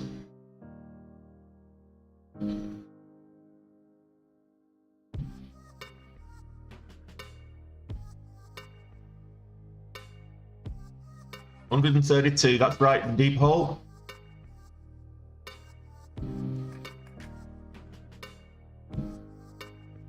Over 80,000 on no, 77,000 on top financial, and 49 on Amazon on earnings.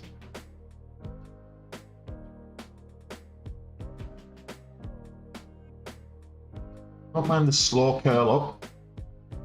It's curling up slowly, because if it curls up slowly, it usually takes the bid with it. It's when it goes fast and the bid doesn't go with it that it's a bit of a pain.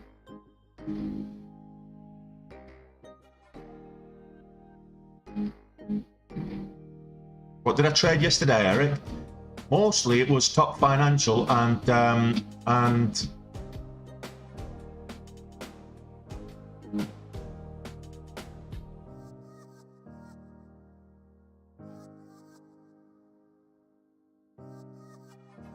top financial and Amazon after hours on their earnings. The bid just collapsed. Ask's still up there at 14.20, and the bid just collapsed.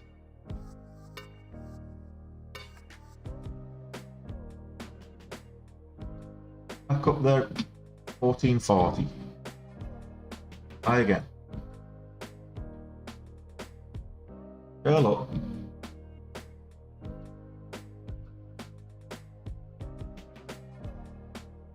Take my 2 grand.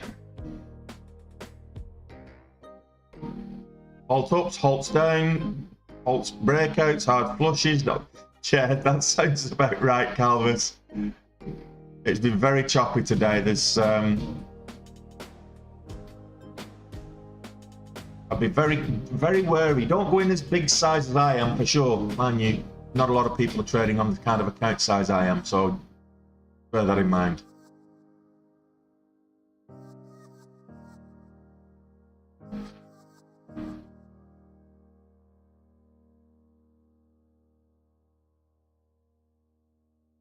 Yeah, it's a good week. That's a month's target in a single day, that one, Funny Depot. And I wouldn't mind. I did a month's target in a single day yesterday, and I'm still not as good. It's still not as good a month as March. I need to have a 45k day today to have to equal March. Yeah, the problem with Mara is the volatility is not great on Marathon Digital.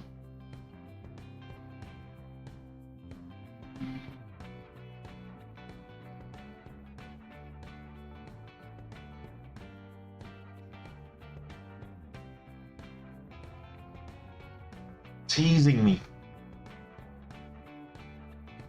like the biatch that you are.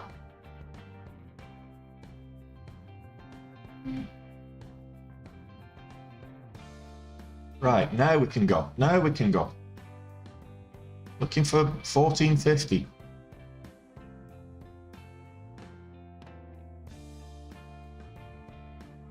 $14.50. I'm just going to take some off anyway.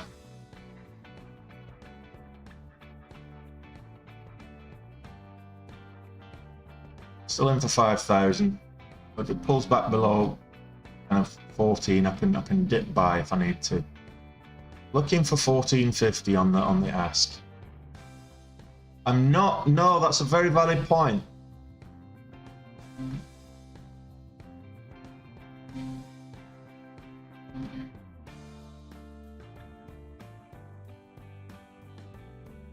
Spreads 30 cents. Oh, right. Oh, I was going to buy 13.75. Did buy. Oh, 40 cent spreads. That's nice.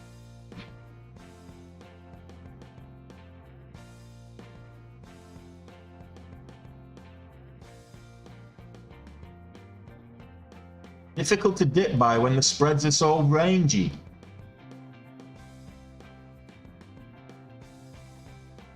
Constantly caught between the spreads for a loss. So like right now.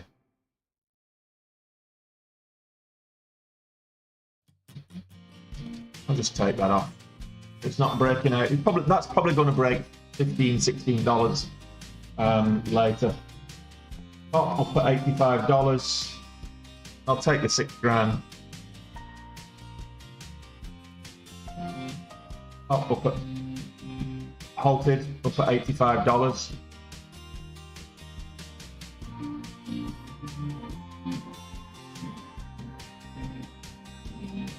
The chart shows the last transaction price. It doesn't show the bid or the sell or the ask. It shows you whatever the last transaction took place at. So if there's price action taking place on the bid, or if it's taking place on where am I seeing top resuming 87.80.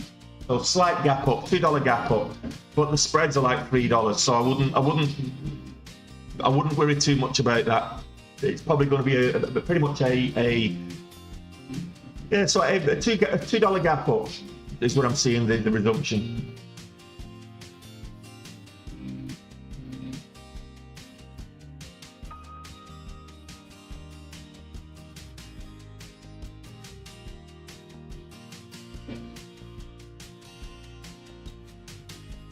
TCGH is terrible. I've had 2 flushes there now. It's got me both times. 3 flushes now. So I probably won't trade that the rest of today.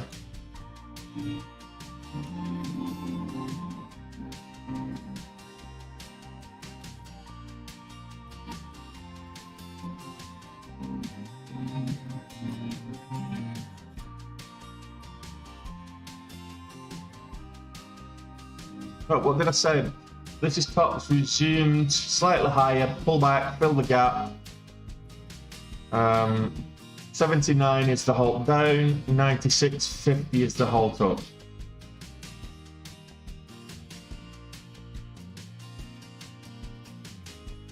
The range on this, so the average true range on this is like $6.67, 68 cents. So $6.50 on the range. I was trading this for like 5,000 and 10,000 shares yesterday. Couldn't do that now. The range just wouldn't allow you. I mean, can you imagine that? 10,000 shares and the range is $7.20. Yeah, I saw that as well.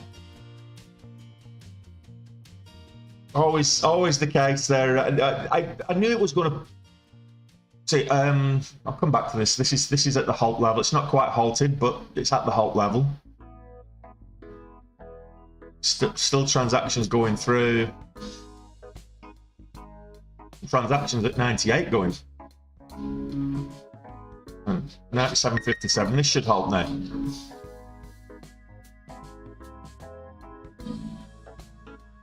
Still not halted. There you go. There's your halt. Another gap up. So yeah, I was ready for that to break out, but I was just like, look, it's so choppy. The spreads are so rangy. I thought I'm just going to give it a miss. It's now over $16, and I just said it's going to go up to $16. I'll just get out for break even on that last one. Just don't get FOMO.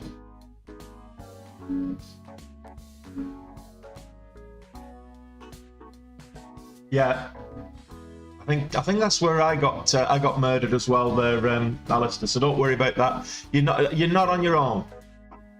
Where did I get in on Agba?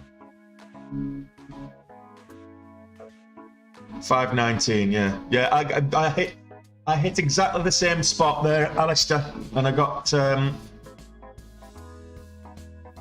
at 402, so lost over $1 on that.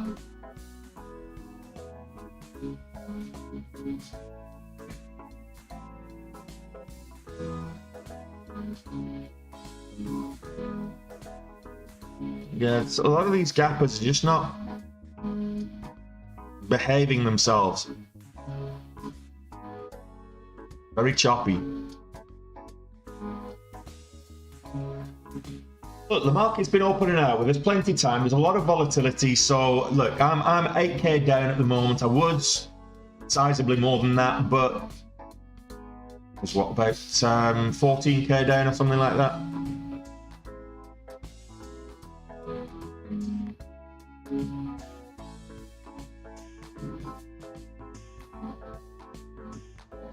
Yeah, marker. That's overtrading is difficult to not do, which is why I'm deliberately not taking a trade on CXAI now, because I want this to pull back. We've got a historical resistance level there at just below the $0.50.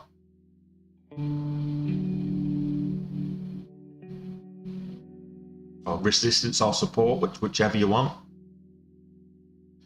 When it went up to $20 the other week.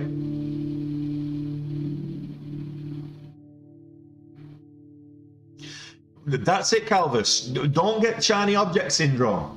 Don't be distracted by something that's moving, or else we'd all be trading top's too risky for me. Down at $50 it is where I was hoping to get in yesterday. After hours, and didn't. So top resumption, I'll take a look at top now, top financial.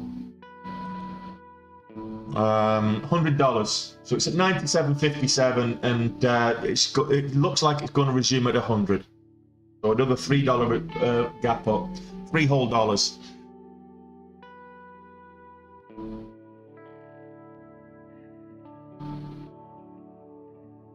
You're doing it the wrong way around, Mocha. So when you start losing, well, like when you are a losing streak, don't size up to try and get your losses back. That's the worst thing that you can do. The first thing you need to do is size down. You're doing it the wrong way around. If you start getting into a period of consistent losses, size down. Go back to basics and go back to getting back into locking in some green. Get back into locking in some profits. You're not going to, once you're in a drawdown, you don't have to make it back in a single day. You don't have to make it back in a single week. you reset, you size down and go back to basics. As you grow your account, yeah, you want to be scaling up, but by doing that, you have that one big loss. It means you've got to scale back down, not scale up further. So one big loss can wipe out a whole percentage of your gains. Like me on Monday, it wiped out 15% of my entire equity. So I had to scale back down and start trading a little bit small. I didn't on Tuesday to start off with, and I traded like a dog again. So it's tempting to get a nice move and go in big size thinking you're going to make it all back. Concentrate on base hits. The home runs will come on their own. You get base hits. If you make a big loss, you want incremental gains to scale it back and cut the why is top going so strong? A lack of liquidity. There's just no liquidity in top at the moment. If you look at let's have a look at top financial today. It's 2.2 million shares traded today. Okay. Yesterday it traded 34 million. So a lot of people will still be holding shares from yesterday because it closed at like $20 or something yesterday. So as long as it's up up at $90, why would they sell if they think it's going to go higher? So a lot of people that were trading it yesterday and held overnight which reduces the liquidity out of the market. As long as it's going up, they're not going to sell. So they might have had a stop loss of okay, I got out at 20. My position, I'm in at like 18 or whatever it is, and it reached 20, and then it went up to 260 overnight.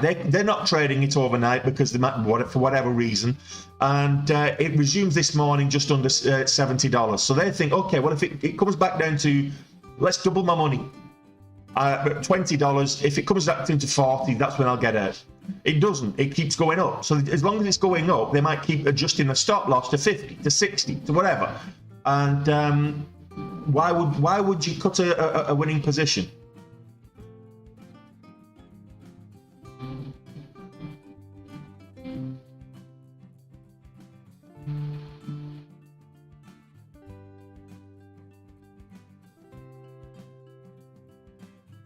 Everyone has a losing streak. I just come off the back of one. I had a 2.5 day losing streak, and that for me it wasn't so much the losing streak. It wasn't so much the making losses. It was the manner in which I made the losses.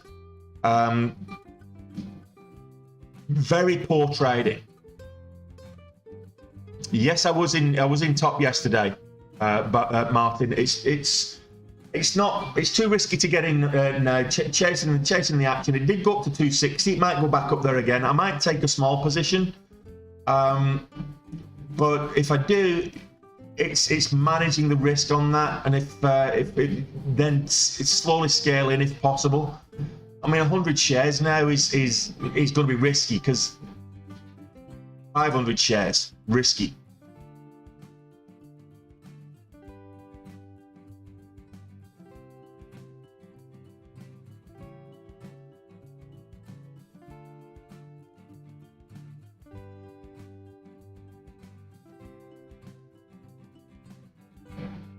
Is it overvalued whilst you're bought in at if you're bought in at like $18 or whatever? I mean, let's look at this on the daily. Let's look at it on the 60-minute, for example. Yeah, so most people bought in at like $12. I'm looking at the volume by price. Most transactions took place over the last while, kind of 12. Let's just have a look at it on the 5-minute. 15-minute. I want to just look at yesterday's up to yesterday. So okay. So actually, most people. I want yesterday's action as well. There you go. So yeah. So the biggest volume candle here on the volume by price is down at 12.50. So that's where most transactions over the last 24 hours have taken place. 12.50. So if you bought in at 12.50 and it's up at 97, why are you selling? And it's moving up. Why you're not going to sell? So you look at the liquidity yesterday. How much liquidity? How many shares? It recycled its float yesterday. And then you look at the liquidity today. We've not had a single 15-minute candle over 500,000 shares. Now, to be fair with top, it's not a huge float anyway. It's like a 500,000, no, 5 million float. It's shorts were probably decimated. Shorts have been liquidated for sure. There's no one was shorting this yesterday and hasn't been liquidated. Up at 260 overnight. Come on, they'll have been liquidated.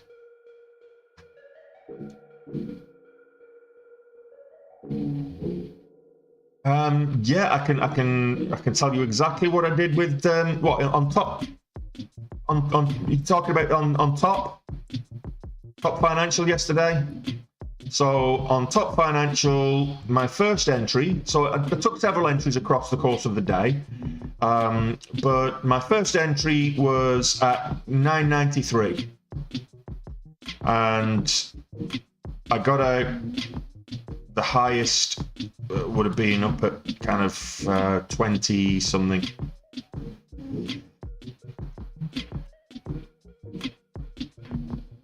No, actually the highest on top that I got out at was 1975. So a whole $10 I got out of that, plus the range in between. And I was averaging about 5,000 shares per trade. So the fact that it moved up so much yesterday. So top now, pulling back, gapped up, pull back. It's probably going to do this a lot today. Going to gap up, pull, but it's going to be up and down a lot. But the general, if you look at this on the higher time frames, it's upwards trending. It's above the VWAP. It's upwards trending. You've got a nice little. If I put the little channels in here, so put a rail line in here, sort of kind of.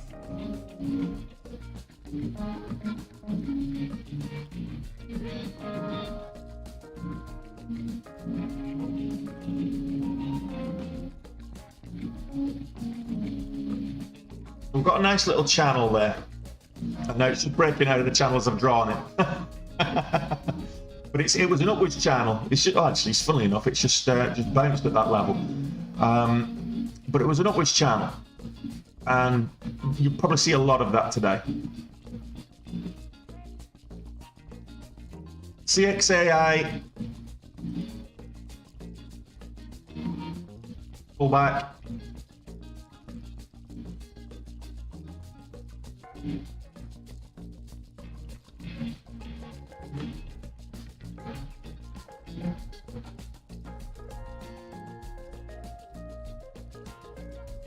Top and CXAI are both. I don't like trading HKD. I don't think Puno does either.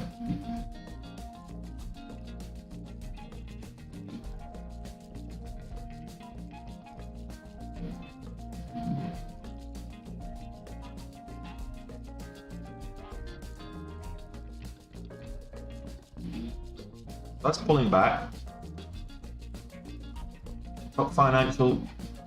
This looks like a daily chart with the way that these are all spaced out, but it's just the amount of halts, volatility halts. It's madness. So the spread's now $2, $1 spread, $1 spread. So the average true range on the 1 minute chart is $7.50, $7.50, and you've got a $2 spread. Could be worth trying this for maybe 500 shares.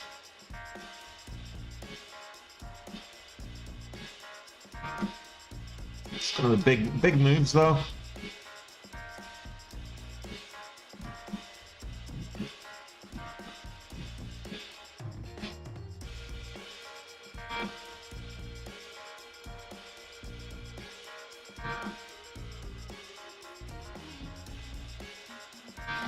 Well, I was about to take 500 shares then at for the break of 100 and I didn't. Well, there you go.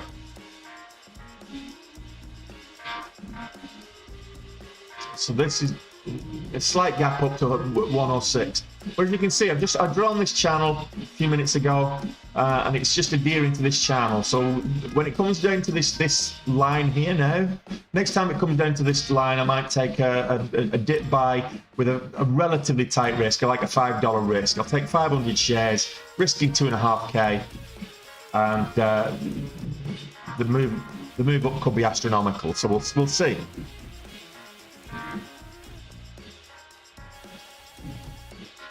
I was going just to put this into context. Yesterday, my trading permissions got revoked at the wrong time. So if I look at this on the 2-minute chart, and we go here.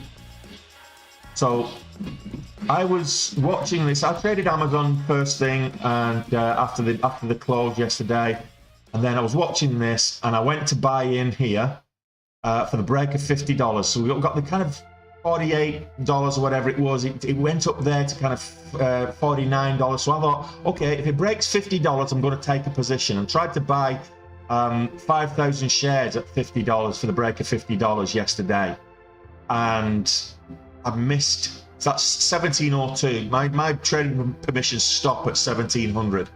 So I missed my opportunity, and it went all the way up to 260. Some big swings there. I mean, look at that. Huge swings. I mean, look at this candle here this morning. Oh, 4 o'clock this morning. 236 resumption this morning. Slight gap up. 236. Pulled all the way down to 173. So that's a, $63 flush, and it was on 2,500 shares.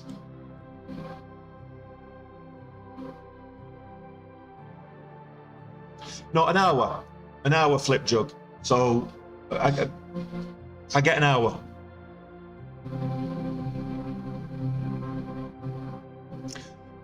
When do I know it's my entry point time? Because you're watching the level 2, you're watching for key resistance levels, you're watching for support levels. So it depends on what your strategy is. If you're looking to get in on a pullback, you're looking to buy at support. Ideally, you want to be buying at a support level. If you're looking at getting in for the break of a high, you're looking at the break through a resistance level. But you look at the resistance, you're looking at level 2 when you're looking to break through resistance. And you want to see the level 2 orders thinning out before you get in. So you want to see the ticker tape speeding up, the time and sales ticker tape speeding up, volume coming in, and you want to see you want to see the resistance orders, the orders at the resistance level thinning out. And that's how you get in. So you're looking for certain patterns for entries. It depends. So flip jug. CMEG have started partial liquidating at 3:30 p.m. So if you've got a fully leveraged position at 3:30 p.m., they will partially liquidate you to what's known as overnight margin, and then you're only allowed to trade overnight margin in the after-hours session. When the morning session starts again, you get your full leverage back. Yep, it is selling off, Tom.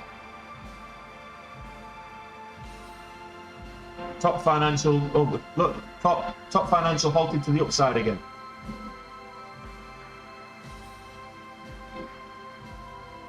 Oh, we're just talking about this one.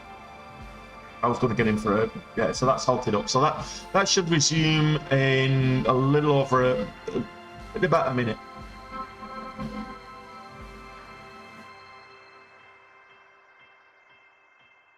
HKD is the top mover right now, whilst top is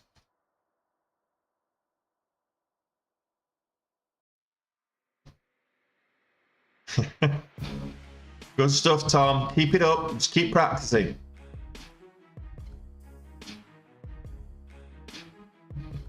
So this is AMTD Digital, also known as HKD.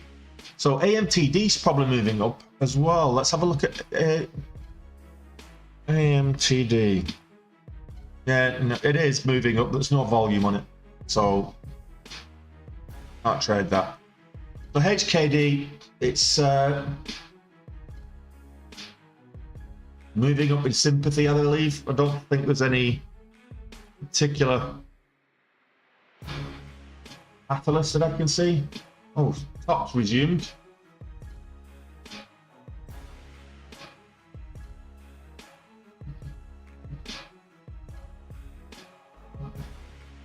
So it's at the top of this channel. It breaks out into a halt. I wasn't comfortable taking it at the top of this channel in case it pulls back. But that looks like it's gonna move into a halt.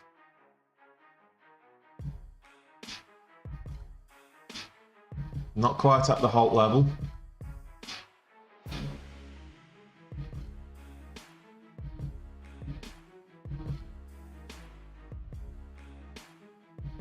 It's going higher. New halt level 130.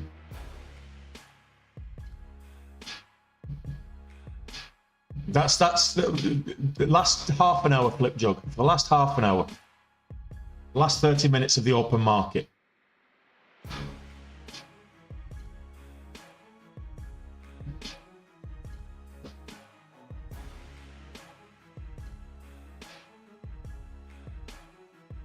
So tempted. FOMO. I need to switch over because FOMO's getting the better of me on that one.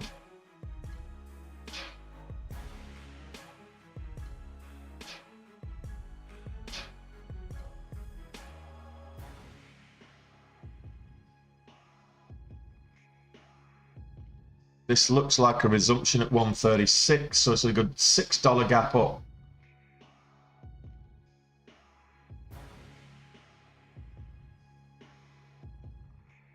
FRC just halted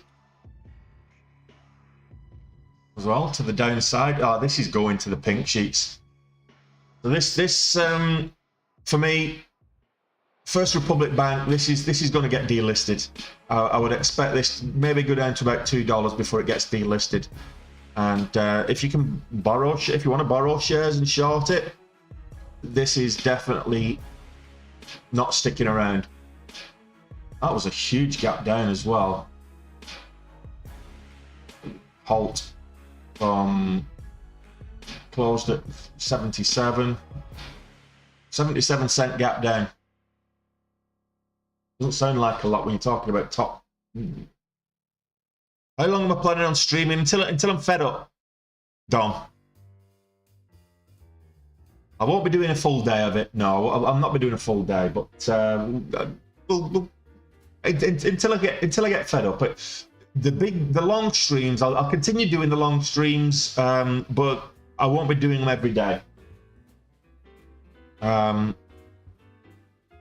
It's they're quite taxing. They're quite just trading all day is not as taxing as trading and streaming as well, and kind of providing the running commentary on what I'm actually doing, why I'm doing it, etc., etc. So it can be quite taxing. But Monday, for example, we're starting afresh on Monday. We're starting with a new small account challenge. So we're going to start with, excuse me, we're going to start with 500 bucks in the account.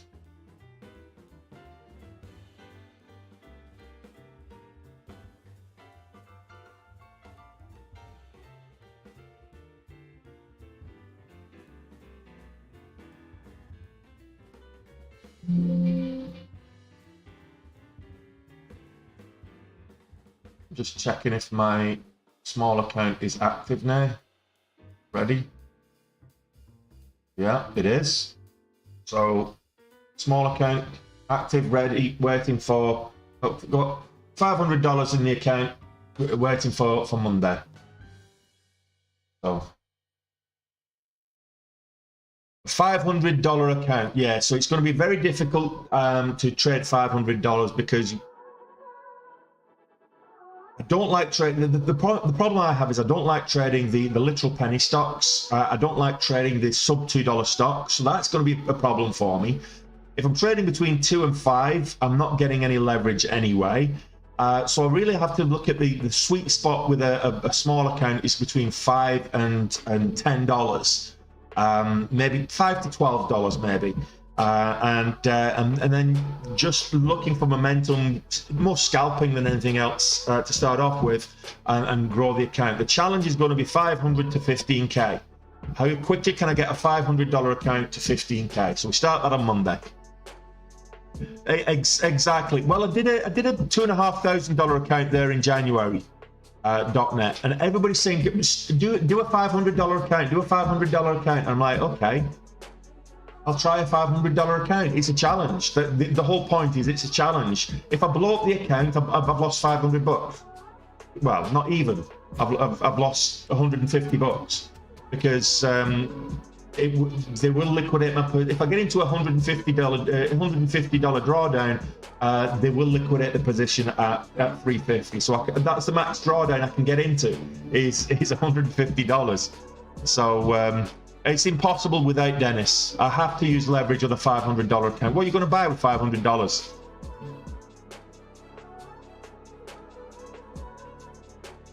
I can't use Think or Swim live trading MMT because I'm not in the US. But I have to have a TD Ameritrade account to live trade on Think or Swim.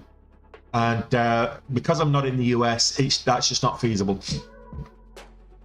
I can use Think or Swim as a simulator, just not for live trading. Which broker? So Capital Markets is the broker I'm going to be using. Now the problem with Capital Markets, I was thinking of using Speed Trader, but they require a larger equity. So I'll be using Capital Markets again. For small accounts, Capital Markets is probably the better one because they allow you to trade with as little as $350.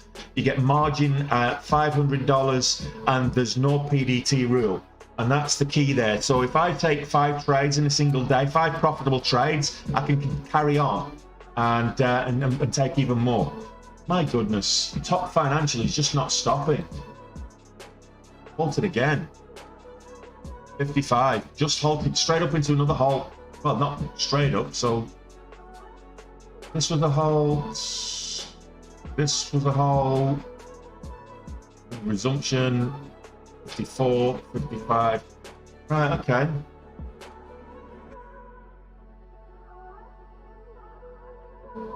No problem, Flipjub. Actually, that's a point. CMEG do have a zero commission platform. I might see if I might see if I can do that on that platform. Which across, hang on a minute. I'll email them later and see if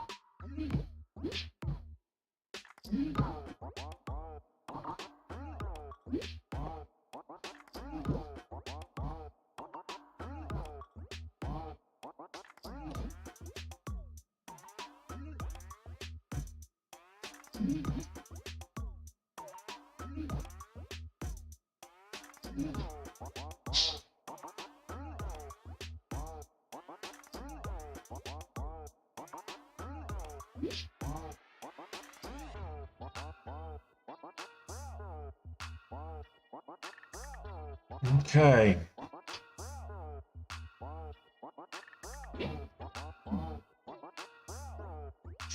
Stop losses won't execute because what a stop loss is a market order, and there's no market to operate in. So stop losses just won't work.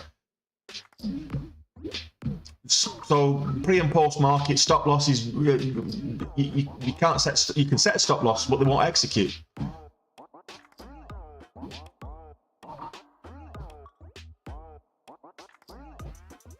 Yeah, it's called Capital.net. I don't. Where are you based?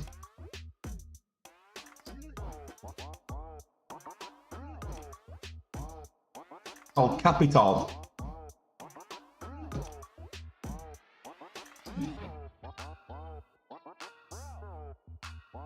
Then what do you think? It sucks. Yeah. Okay. Well, it's what you get what you pay for. You know what I mean? I just thought for this challenge, this small account challenge, not to eat up in the commissions. All right. Okay. No problem. That's no good to me then.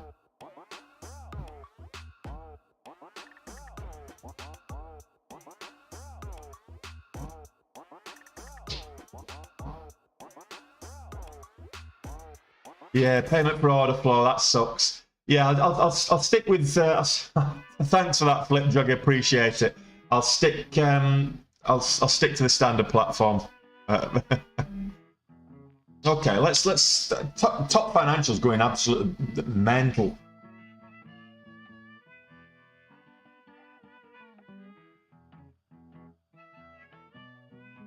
I want to see. They're not going to swallow. Where's top opening? 147, another $3.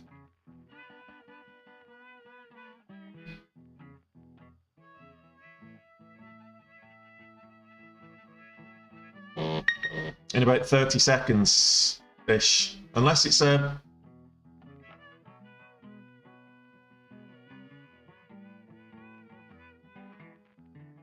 Unless it's a 10-minute halt, which I can't see.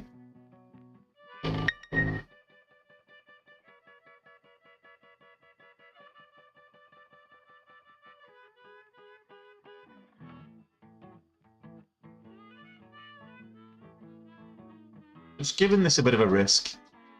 It's just 500 shares.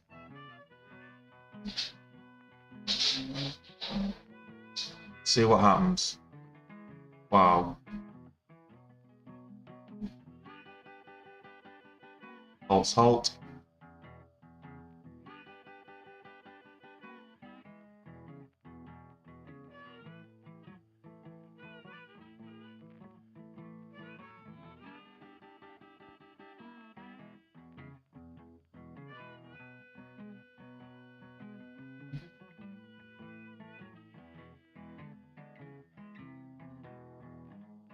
Wow.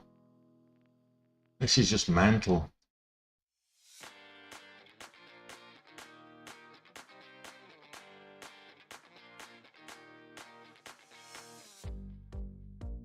$500 shares.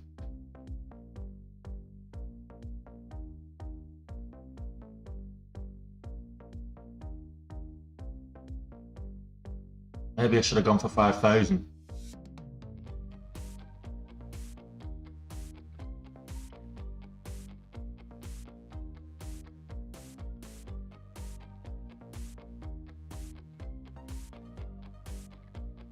Or maybe I should have. I'm glad I'd only got 500 shares. $10 drop. Whilst I was setting up a market order to take half off. This is wild.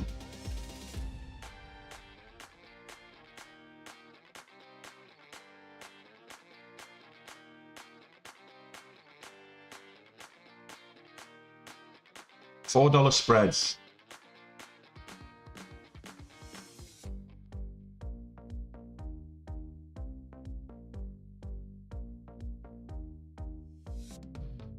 Oh.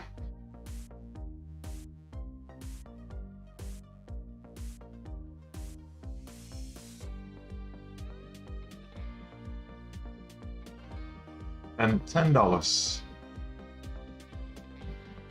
Let's see.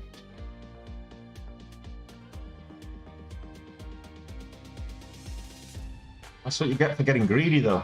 I was up at what, $10,000? So we had a $20 move on that. Current high of day is 176 and 177. And I was in at 156. So I had $20 on that.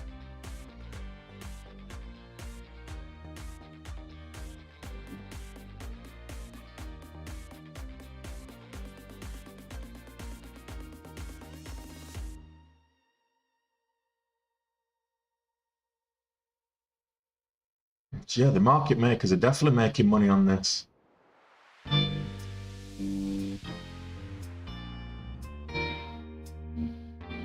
Don't get greedy, Tony.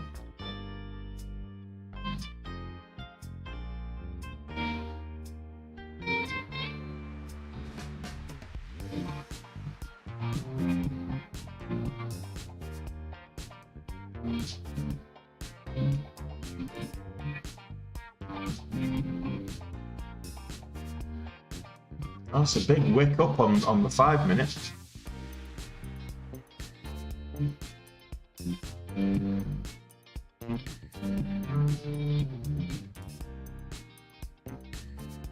Wow. This is just mental. Entertaining, but mental.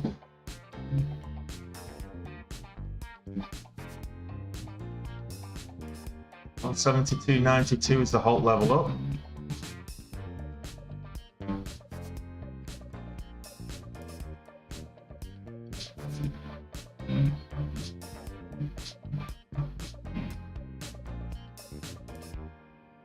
Alright, I'm going to take half off.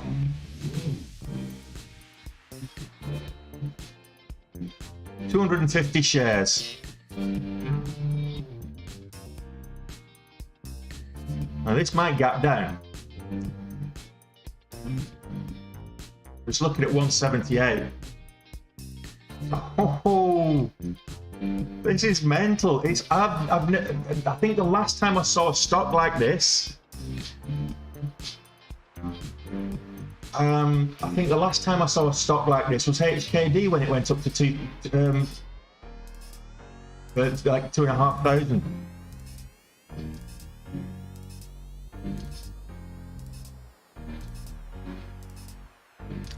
I almost contemplated buying at this level here.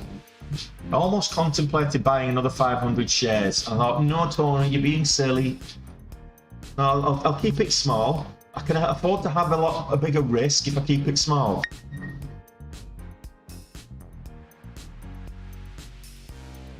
It would be great if this goes up now to like back up to the highs of 260, over $200. Happy days.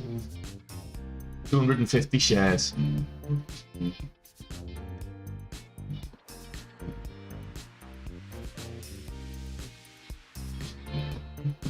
What time does this resume? This resumes at 10 past. Let's have a look at what else is moving.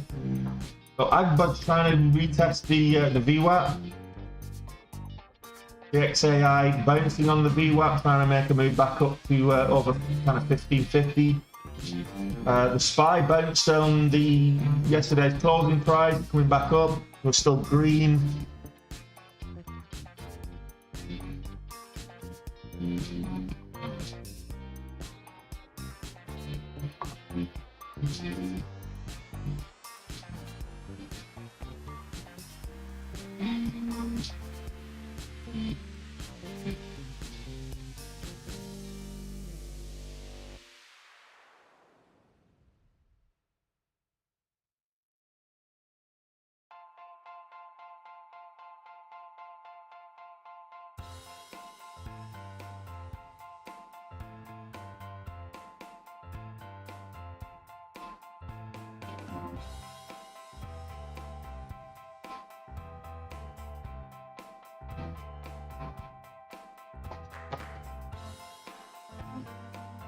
Well, with a chance of getting green at least.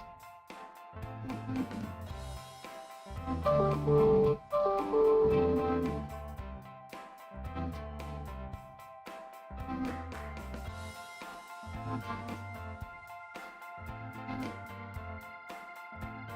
think I was going to get in for 5,000 shares at $50.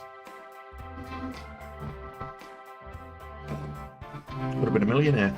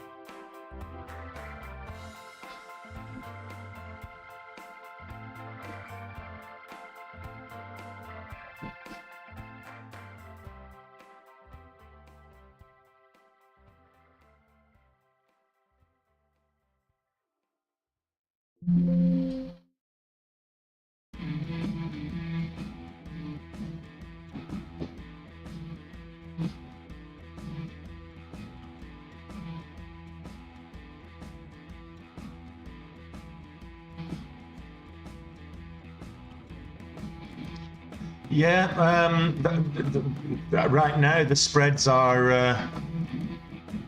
well, there are no spreads because it's halted, but spreads are quite rangy. I think it was about $8. Yeah, at one stage, fuzzy.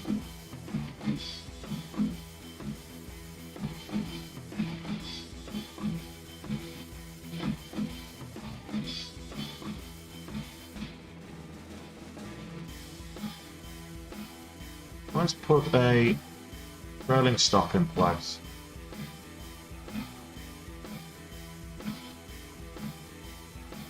What am I? $10.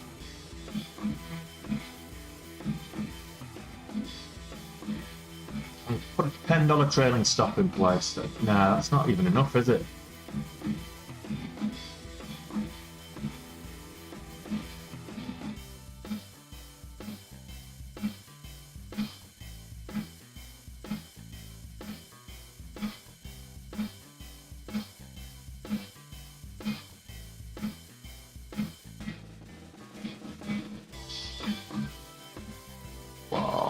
Whoa, whoa, whoa. What are you doing?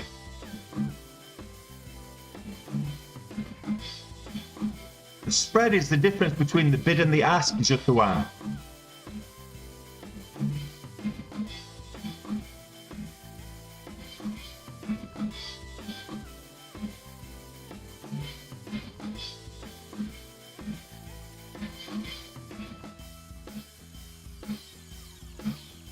This is madness. I shouldn't have taken that 250 off.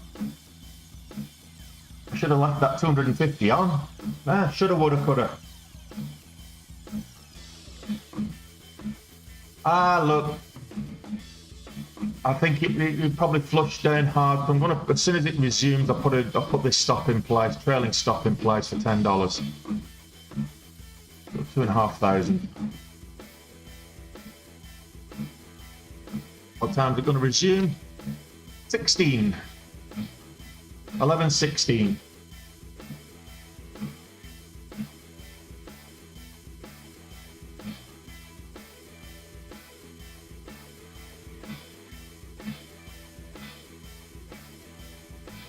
Yeah, this is mad. Absolute madness.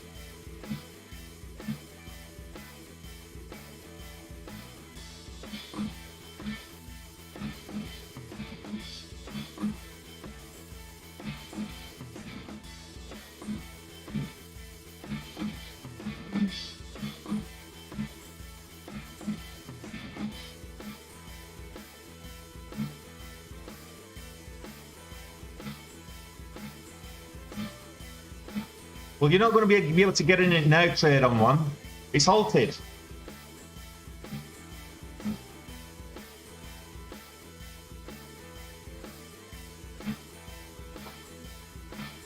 Which wine am I popping this evening? Or Nyse, South Africa?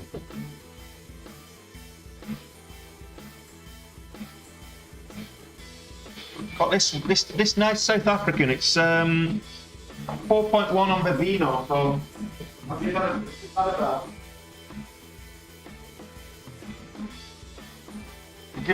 I'll give that a try. 4.1 on the vino, so that's nice.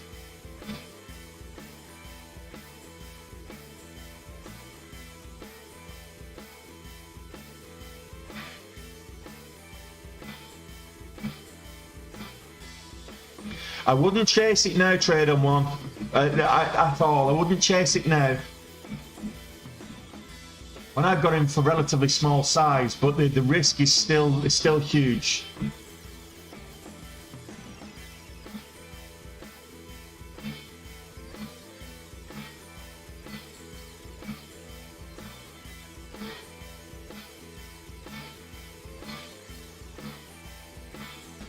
So what?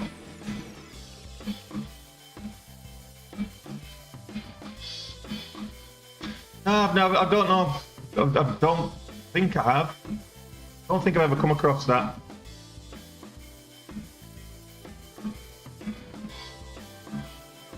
Nice one, Alistair. Good stuff.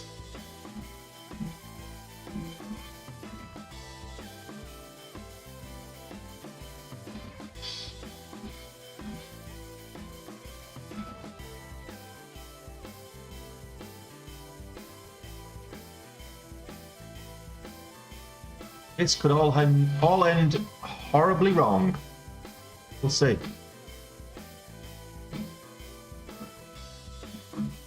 Snoops.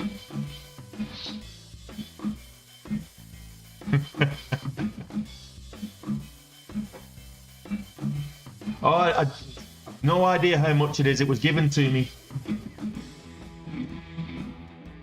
But it's 4.1 on Vivino, so I'll... You don't see the resume time, Jutawan. I'm looking at the time it halted, which means that in a little under a minute... Oh, don't say that, Jutawan. You put the mockers on it. In a little under a minute, we'll get the resumption. So 11:16.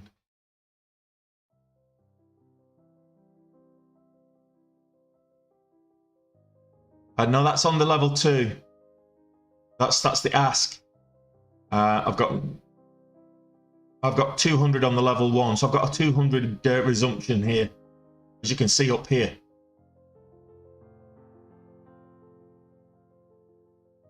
As soon as it resumes, I'm putting a $10 trailing stop in place.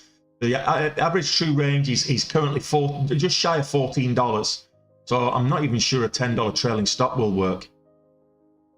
But we'll see. It looks like it's a 10-minute halt.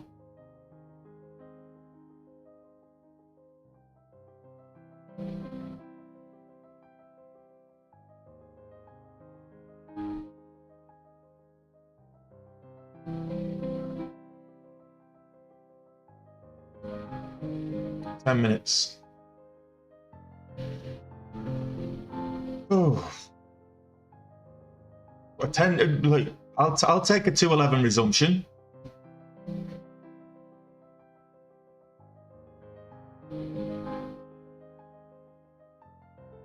I don't think so. I'll take a quick bio break. I hope it goes up to 500 for me too.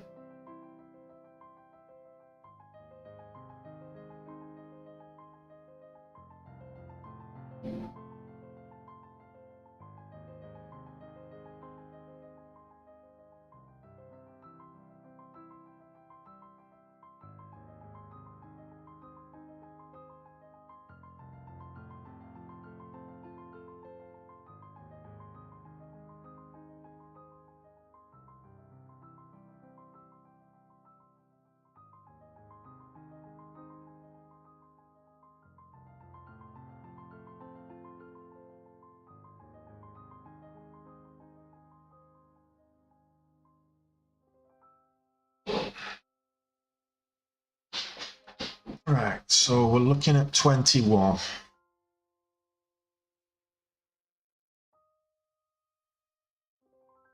Trigger price of 190.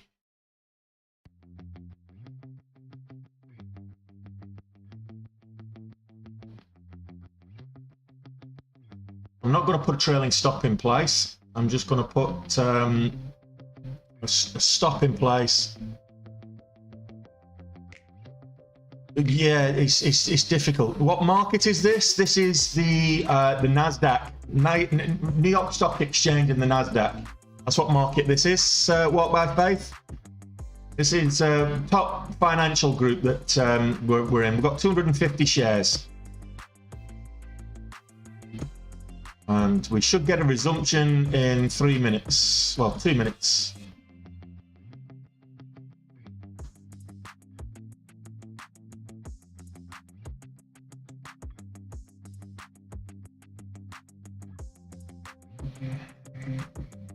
It's $2 when you were in it back in the day, yeah.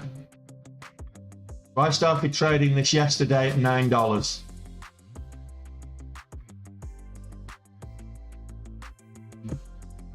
I was out and about doing my shopping and everything else, and I came back, traded a couple of things, got green on them, and then traded this for the last trade of to get green, and it kept on going.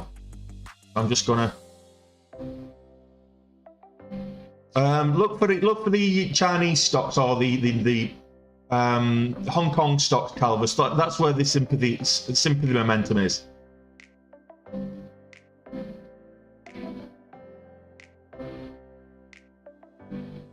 All right, here we go.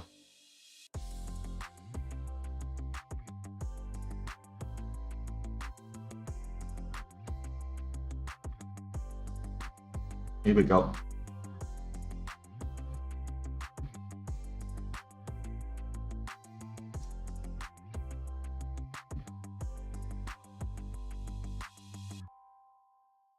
No, 21. I thought it was 20. I'm getting all worked up, ready to press my sell button.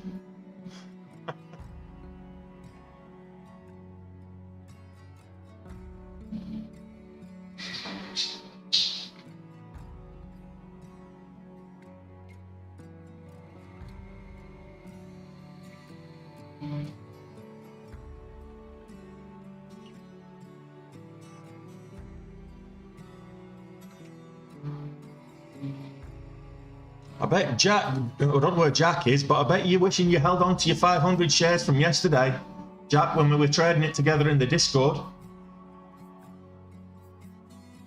What was that, about $15?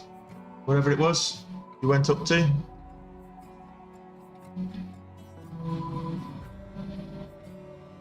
Where's the resumption?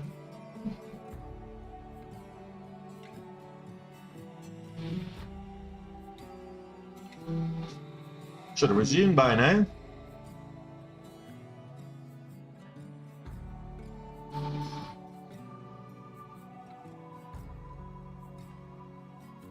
Don't tell me that. Well, to be fair, I'm only in for 250. I'm only in for 250 shares.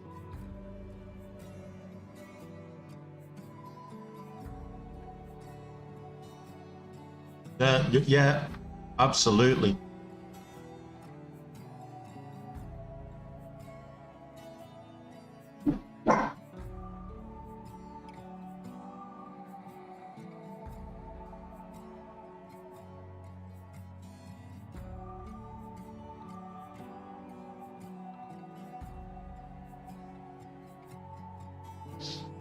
Agba's moving up.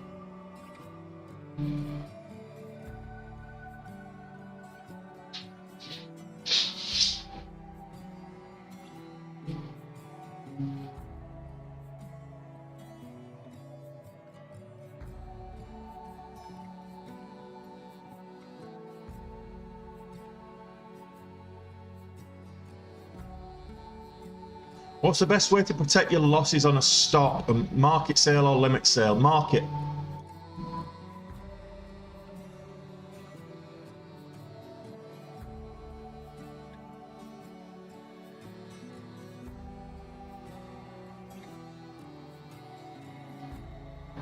I've done it again.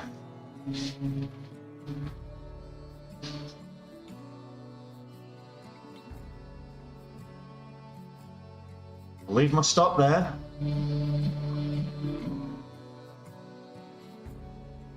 Gonna put my stop at 220, and I'll just step. I'm not putting anything else into this. I'll put my stop there at 235. Oh, my heart's racing.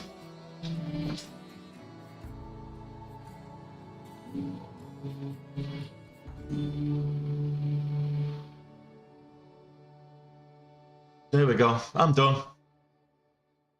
That's done. Why my heart was racing for 250 shares, I don't know. But there you go. Well. Oh, I don't think I'm trading this anymore. That's the pre-market high was 260, so this is right up there. This is short level now. I don't think, I'll be very surprised if this goes much higher.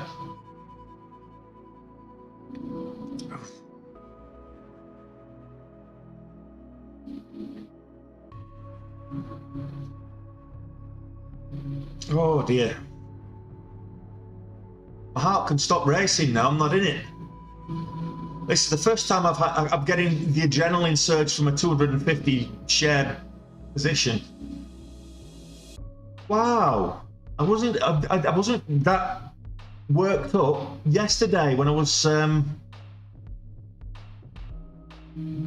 when I was in for like 77. Yes. I need another. I went in, but I only went in for a very small size, Daniel. I didn't. I know I said I wouldn't trade, but don't trust someone don't trust a trader when he says, "Oh, I'm taking the day off. I'm not going to trade." Come on. I've got to say, I wouldn't say I'm the best day trader streaming live, but I've got to be top three. Got to be top three. Sure. Well, happy days, guys. That's me done. Let's have a look at where that will put us on the... Well, I don't know where that's going to put us, but let's have a look anyway. That's halted to the downside. So just to put this into context, let's put this on the 15. You'll see what I'm talking about. So the pre-market highs. Why have I not... I'm sure I saved it. Hold on a minute. Study config. I'm sure I put it on there.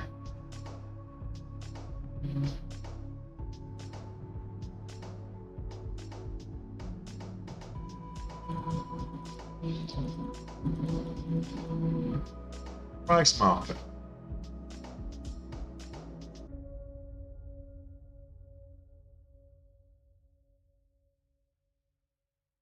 Pre-market high. Want a pre-market high. No, I definitely put it on there yesterday. Earlier in the week.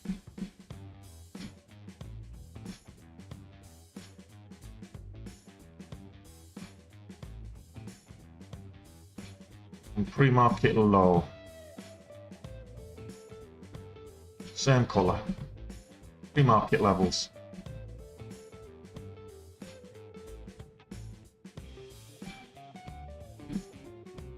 There you go. There you go. It actually that was the pre-market high. The post-market yesterday was 260, but it just broke the pre-market high where I got a...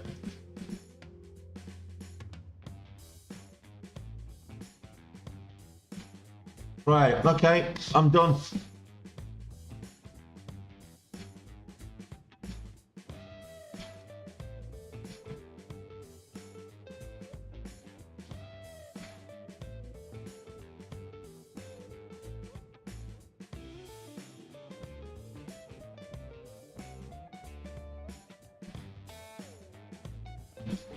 The MC says 8 billion?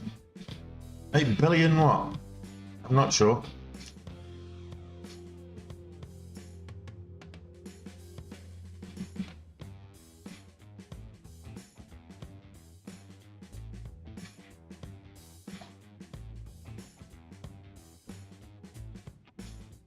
There's a few, but there's a few traders that they'll do a couple of hours a day or whatever, but there's not many that will actually stream the trading like I do, for sure. Yes, I'm going to give my Chow Chow a treat now. Come on, she deserves it, don't you? Props Cam, right here. I need to get your ball in there.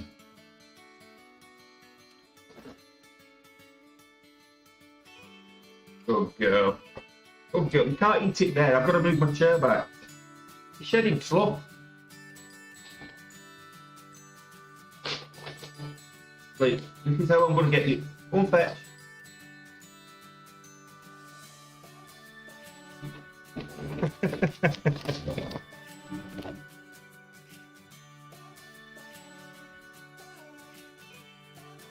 Oh, that was good.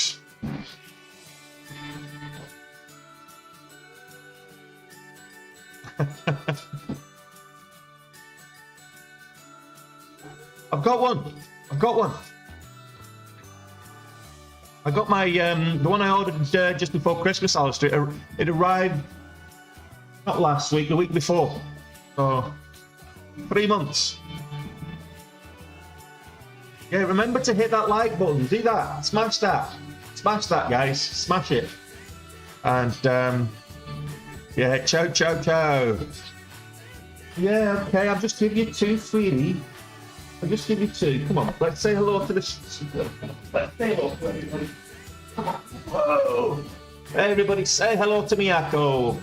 Yeah, no, say hello to the people on the street, not me. Okay? There you go. There you go. It's halted. Halted again to the downside. There we go. So let's go back to the 1 minute chart. You can see halted down again. So let's that's why I need to get that stop in place, because, well, quite frankly, the pre-market high, excuse me, post-market high and pre-market high were up here. So this will probably pull all the way back down to $100 or something like that. Maybe have a few bounces, but this will sell off again now. For entering time, you can message me on the Discord, absolutely.net, no problem at all.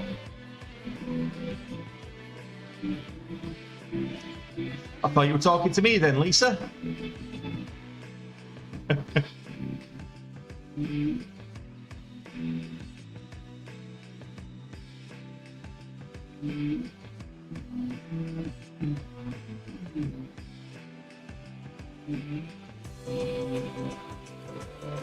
Yeah, well, you know, I might start doing that flip jug just to be a complete plonker. Hey Jack, you were in it yesterday, so fair play. FRC's also halted, so this one is going to the floor. Yeah, halted again. So First Republic halted again, going to the floor.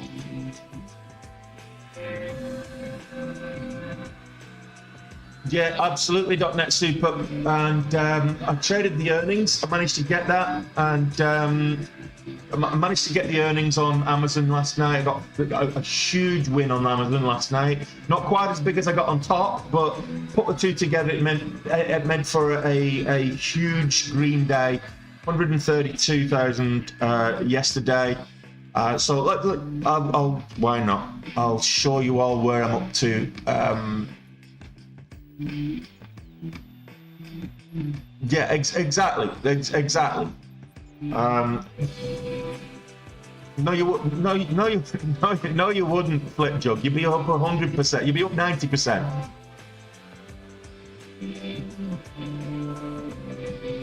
No, because you wouldn't be up 10%. It doesn't work that way, Flip Jug. So think of it this way, okay?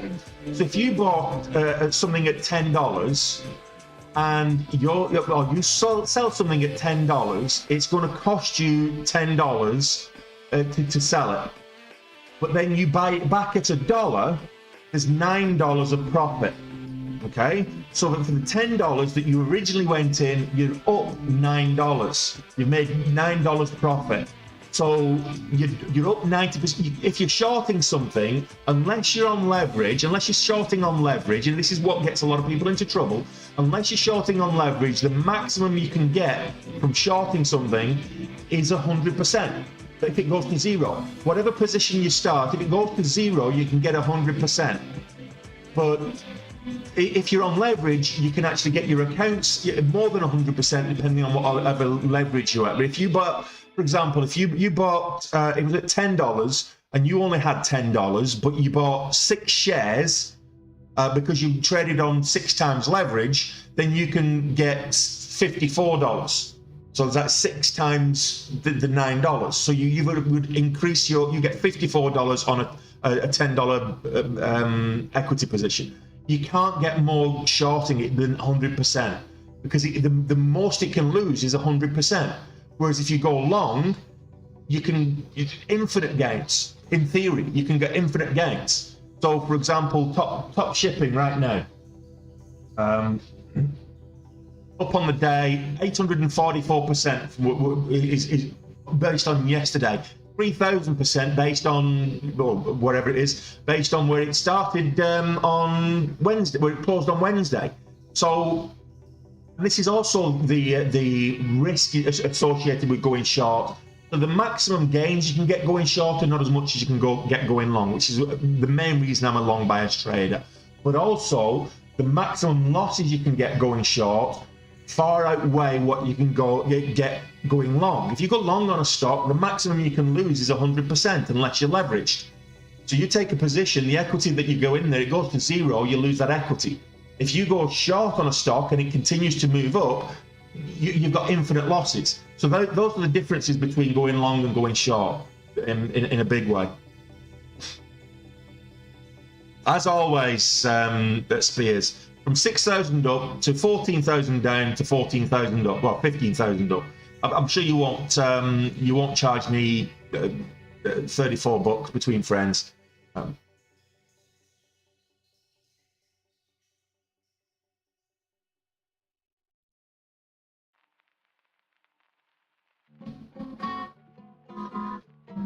$2 flush. Yeah, well, almost. Yeah, pretty much. $2 move to the downside. Did it not halt? Was that not a halt? 3, no. So this is, it's very choppy at the moment. Very choppy. We've made money on CX app. We've made money on the Magic Empire. We've made a lot of money on Top Financial. We've lost on TCGH and Agba. So just to put that into context, you're always going to lose money. As a trader, get used to losing money. You're always going to lose money. The question is, can you get a stock that's going to make you more than you've lost? And that's down to stock selection. It's down to risk management, and it's down to trading to a strategy that works. So let's just look at where that puts us on the month, on the day, on the year, whatever. So this is my Benzinga setup. If you're wondering what Benzinga looks like when I'm trading it, when I'm using it, this is what my Benzinga looks like when I'm using it. I don't know what's going on with this this camera here. Different camera. So just a minute. No, I'll have to take a look at that. So this is my Benzinga. That's not what I'm looking to show you here. So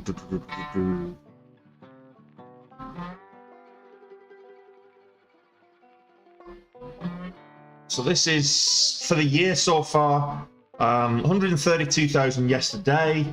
If I go into that, so big loss on Monday, a loss on Friday.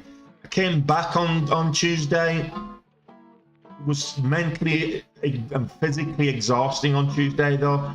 One trade on Wednesday, and then yesterday was a massive day. That was the turn. Actually, it was this day was the turnaround day for me, but this was a massive day as well. So yeah, totally. So let's have a look at the reports. Where does that put us on the detailed reports? On the year, this is why I'm going to be taking a little bit of a step back. And on Monday, we're starting with this $500 challenge and see what we can do with it. So we've got days and times here. This is what I wanted to do. So my second best ever month. So my best ever month was last month. My second best ever month, we've got another 15K on top of that. So 215K is what we're looking at for April. We're probably just going to take the dog for a walk and open a bottle of wine when I get back. Start early. It's 5 o'clock somewhere in the world. It'll be 5 o'clock here soon. So start early. If you're not using TraderView to log your trades, what are you doing? Get on it. There's a link to TraderView in the description. It's a freemium service, so you can actually start using it for free. Just put that out there. Just check it out, and you can start using it for free. It's limited to how many trades you can log and analyze, but if you start using it for free, you can get a feel for it. It's great. There's other ones. I've tried Trade Anvil. I wasn't. It's not bad, but it doesn't give you the insight that I think TraderView does. So these are the statistics here. you can see my largest gain was my largest ever trade. Now was the top trade from yesterday.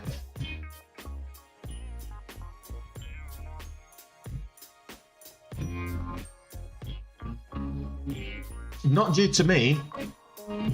Not due to me trade on one.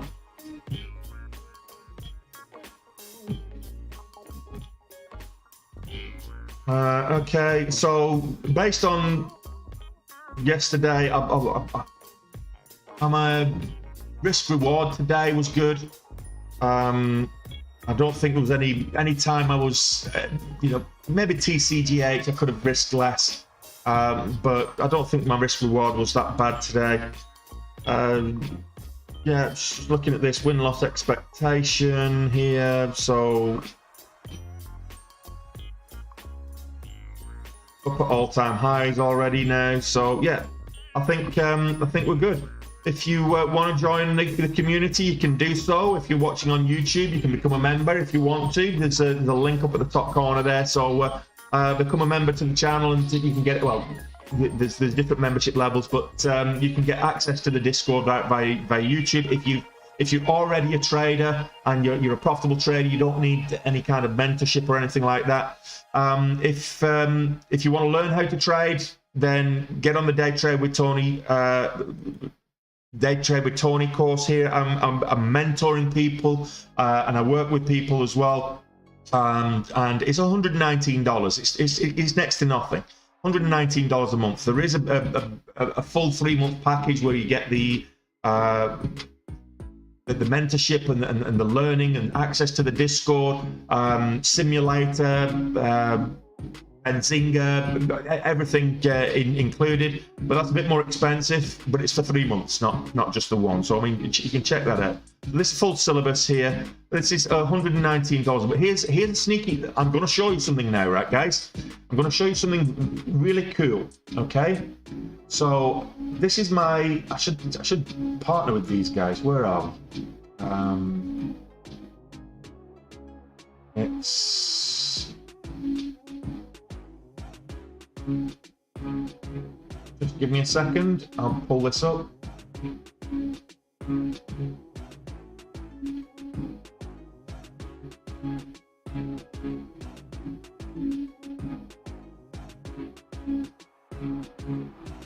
Smart DNS, okay. I wonder if they've got an affiliate program, because I should do that. Okay. So Smart DNS. This is my little VPN that I use, okay?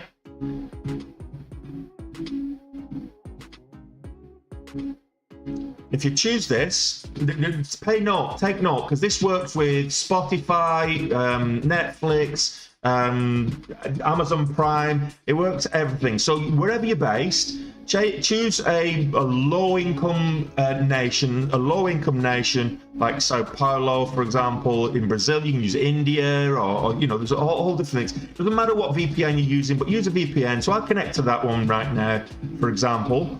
And once it's connected, give it a moment. Sao Paulo's a long way from me, so it may take a little while. But there we go. Now we're connected, okay? So we're connected to their server in Sao Paulo. So as far as the internet's concerned, I'm now in Sao Paulo.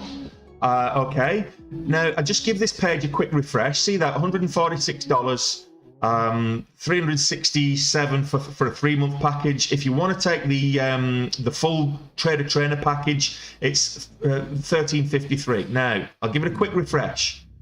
Okay. Now that I've got the VPN in there. There you go. Just because I've put it through a VPN. $119. 219 every 3 months. $1,100 for that full trader package. And if you want to have a look at what's in that full trader package, you get 3 months access to the to the Day Trade with Tony education, access to the Discord as well. You get a bonus swing trading course, full access to my ebook library on trading. You get monthly one-to-one mentor sessions with myself. You get 3 months access to Benzinga Pro. You get 3 months access to the Dash Trader simulator platform. and 3 months access to TraderView journaling and performance and analysis as well. So that's like $2,600 worth of kit for $1,100. We'll go through the VPN. Seriously, it's worthwhile. TraderView, I've just shown TraderView. I've shown Benzinga. Anything else. You really should try that out though, guys. Using the VPN. It's great for if you want to subscribe to Netflix or Spotify or any other digital service, Amazon Prime or whatever it is, and you can get it for usually get about 20% cheaper than where it is that you're based, and then you use your VPN. If it's a Netflix, for example, I'm not saying you should do it. But I'm saying you can. For education and entertainment purposes only. So if you go for Netflix, you sign up and get that discount level or whatever it is, and then you use your VPN to access whatever region you need to get into. So that's been known for people have been using VPNs to access the US content or on Netflix or UK content or German content or wherever it is that you want to watch content from. So yeah. Just interesting. Does working through a VPN increase your latency? Yes, it does, Flip Jug, but you're not trading through a VPN. I'm not trading through the VPN. I'm using that. I just connected to that VPN. I'll be disconnecting now before I start trading. See, now disconnect, and it's gone again. So that's just to sign up to a digital service. Okay, so if you want to get a digital service or a digital download for less than list price, it's worth trying. Go through a VPN and you link to a low economy country, and you tend to find that the taxes are lower or the prices are lower, because otherwise they wouldn't be able to sell in that country because people just wouldn't be able to afford it. So it's worth looking at it. I'm not saying you should do it. I'm not telling you to do that, but I'm just saying that's a way of being able to save money, and yeah, I would recommend that. This is how I've got my Benzinga set up, by the way, guys. So this is my Benzinga. This is my gap scanner. This is my momentum scanner. This is my real-time scanner here, which is based. It refreshes in real time, so I'm getting across the board there. I've got my signals and alerts here. I've got my rolling news here. Check out Benzinga. Same links. They're in the description on YouTube. They're in the link tree that I've just been showing you. That's in my profile on TikTok or wherever. So same links. Benzinga, it's absolutely fantastic. So I'd be lost without it. I would be nowhere near as profitable as I am without Benzinga, and that's the truth. So check that out, and if you do check that out, there's a discount code that you can access that you can get as well. So let me know if you have any problems with that. Okay, let's go back to the stream and the charts, shall we? Let's go back to the charts.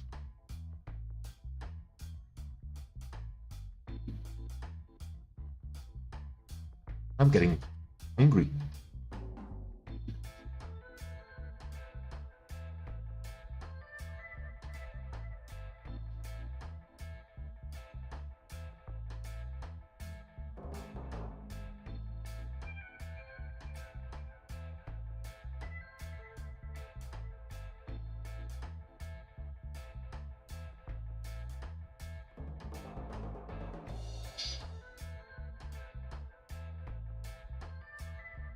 Okay, another good day.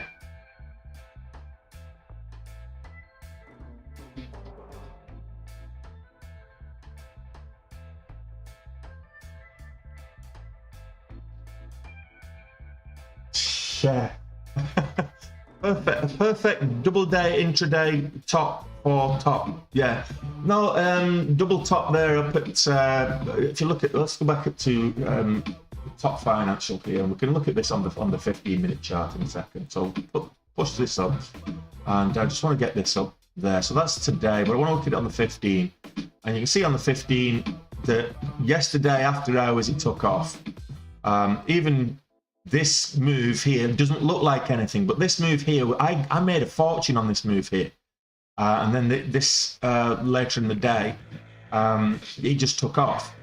So it's all relative. The scales are all relative, but you can see here why it was important to get out up at the top there, because you've got the double top there and it found resistance up there. The liquidity's dried up. You look at how much volume there was yesterday compared to today. So that's why you're getting such wide spreads and such volatile moves, because the liquidity, there's not enough liquidity to service the demand. And that's why it moves so volatile on such low volume. If you think about the level 2, you're looking at, okay, where's the bid? And if you're trying to sell something at $10 and the next bid is going to be $9, and you've got 10 of them, but somebody was only prepared to pay $9 for 2 of them, then below that, the next level is $8.50 for another 2. You're going to get 2 filled at $9, and then another 2 filled at $8.50. So you're going to get a lot of slippage on your way down. And that's what the lack of liquidity you end up doing, because the spreads end up being a lot wider, and the level 2, the gaps between the levels on level 2 tend to be a lot wider as well. And then you get the big volatile moves. So yeah, the lack of liquidity. So a lot of people will start taking profits now that it's gone back, now that it's gone up to like 250, and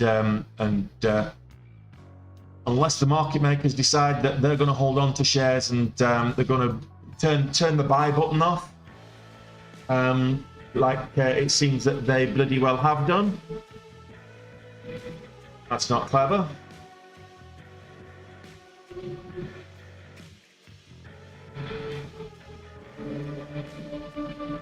What's going on here?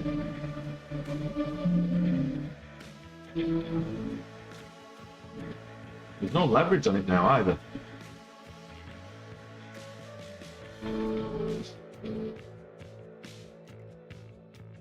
You want to short this now? Let's have a look. Short locate.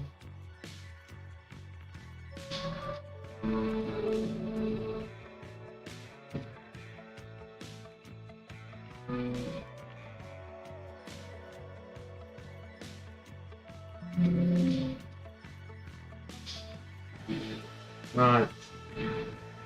They've turned the buy button off.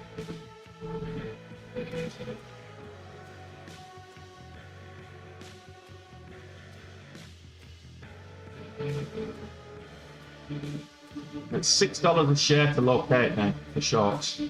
But I can't believe they've turned the buy button off. Can't trade it now.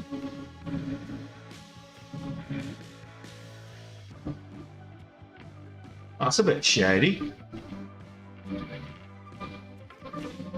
Yeah, they've turned the buy button off.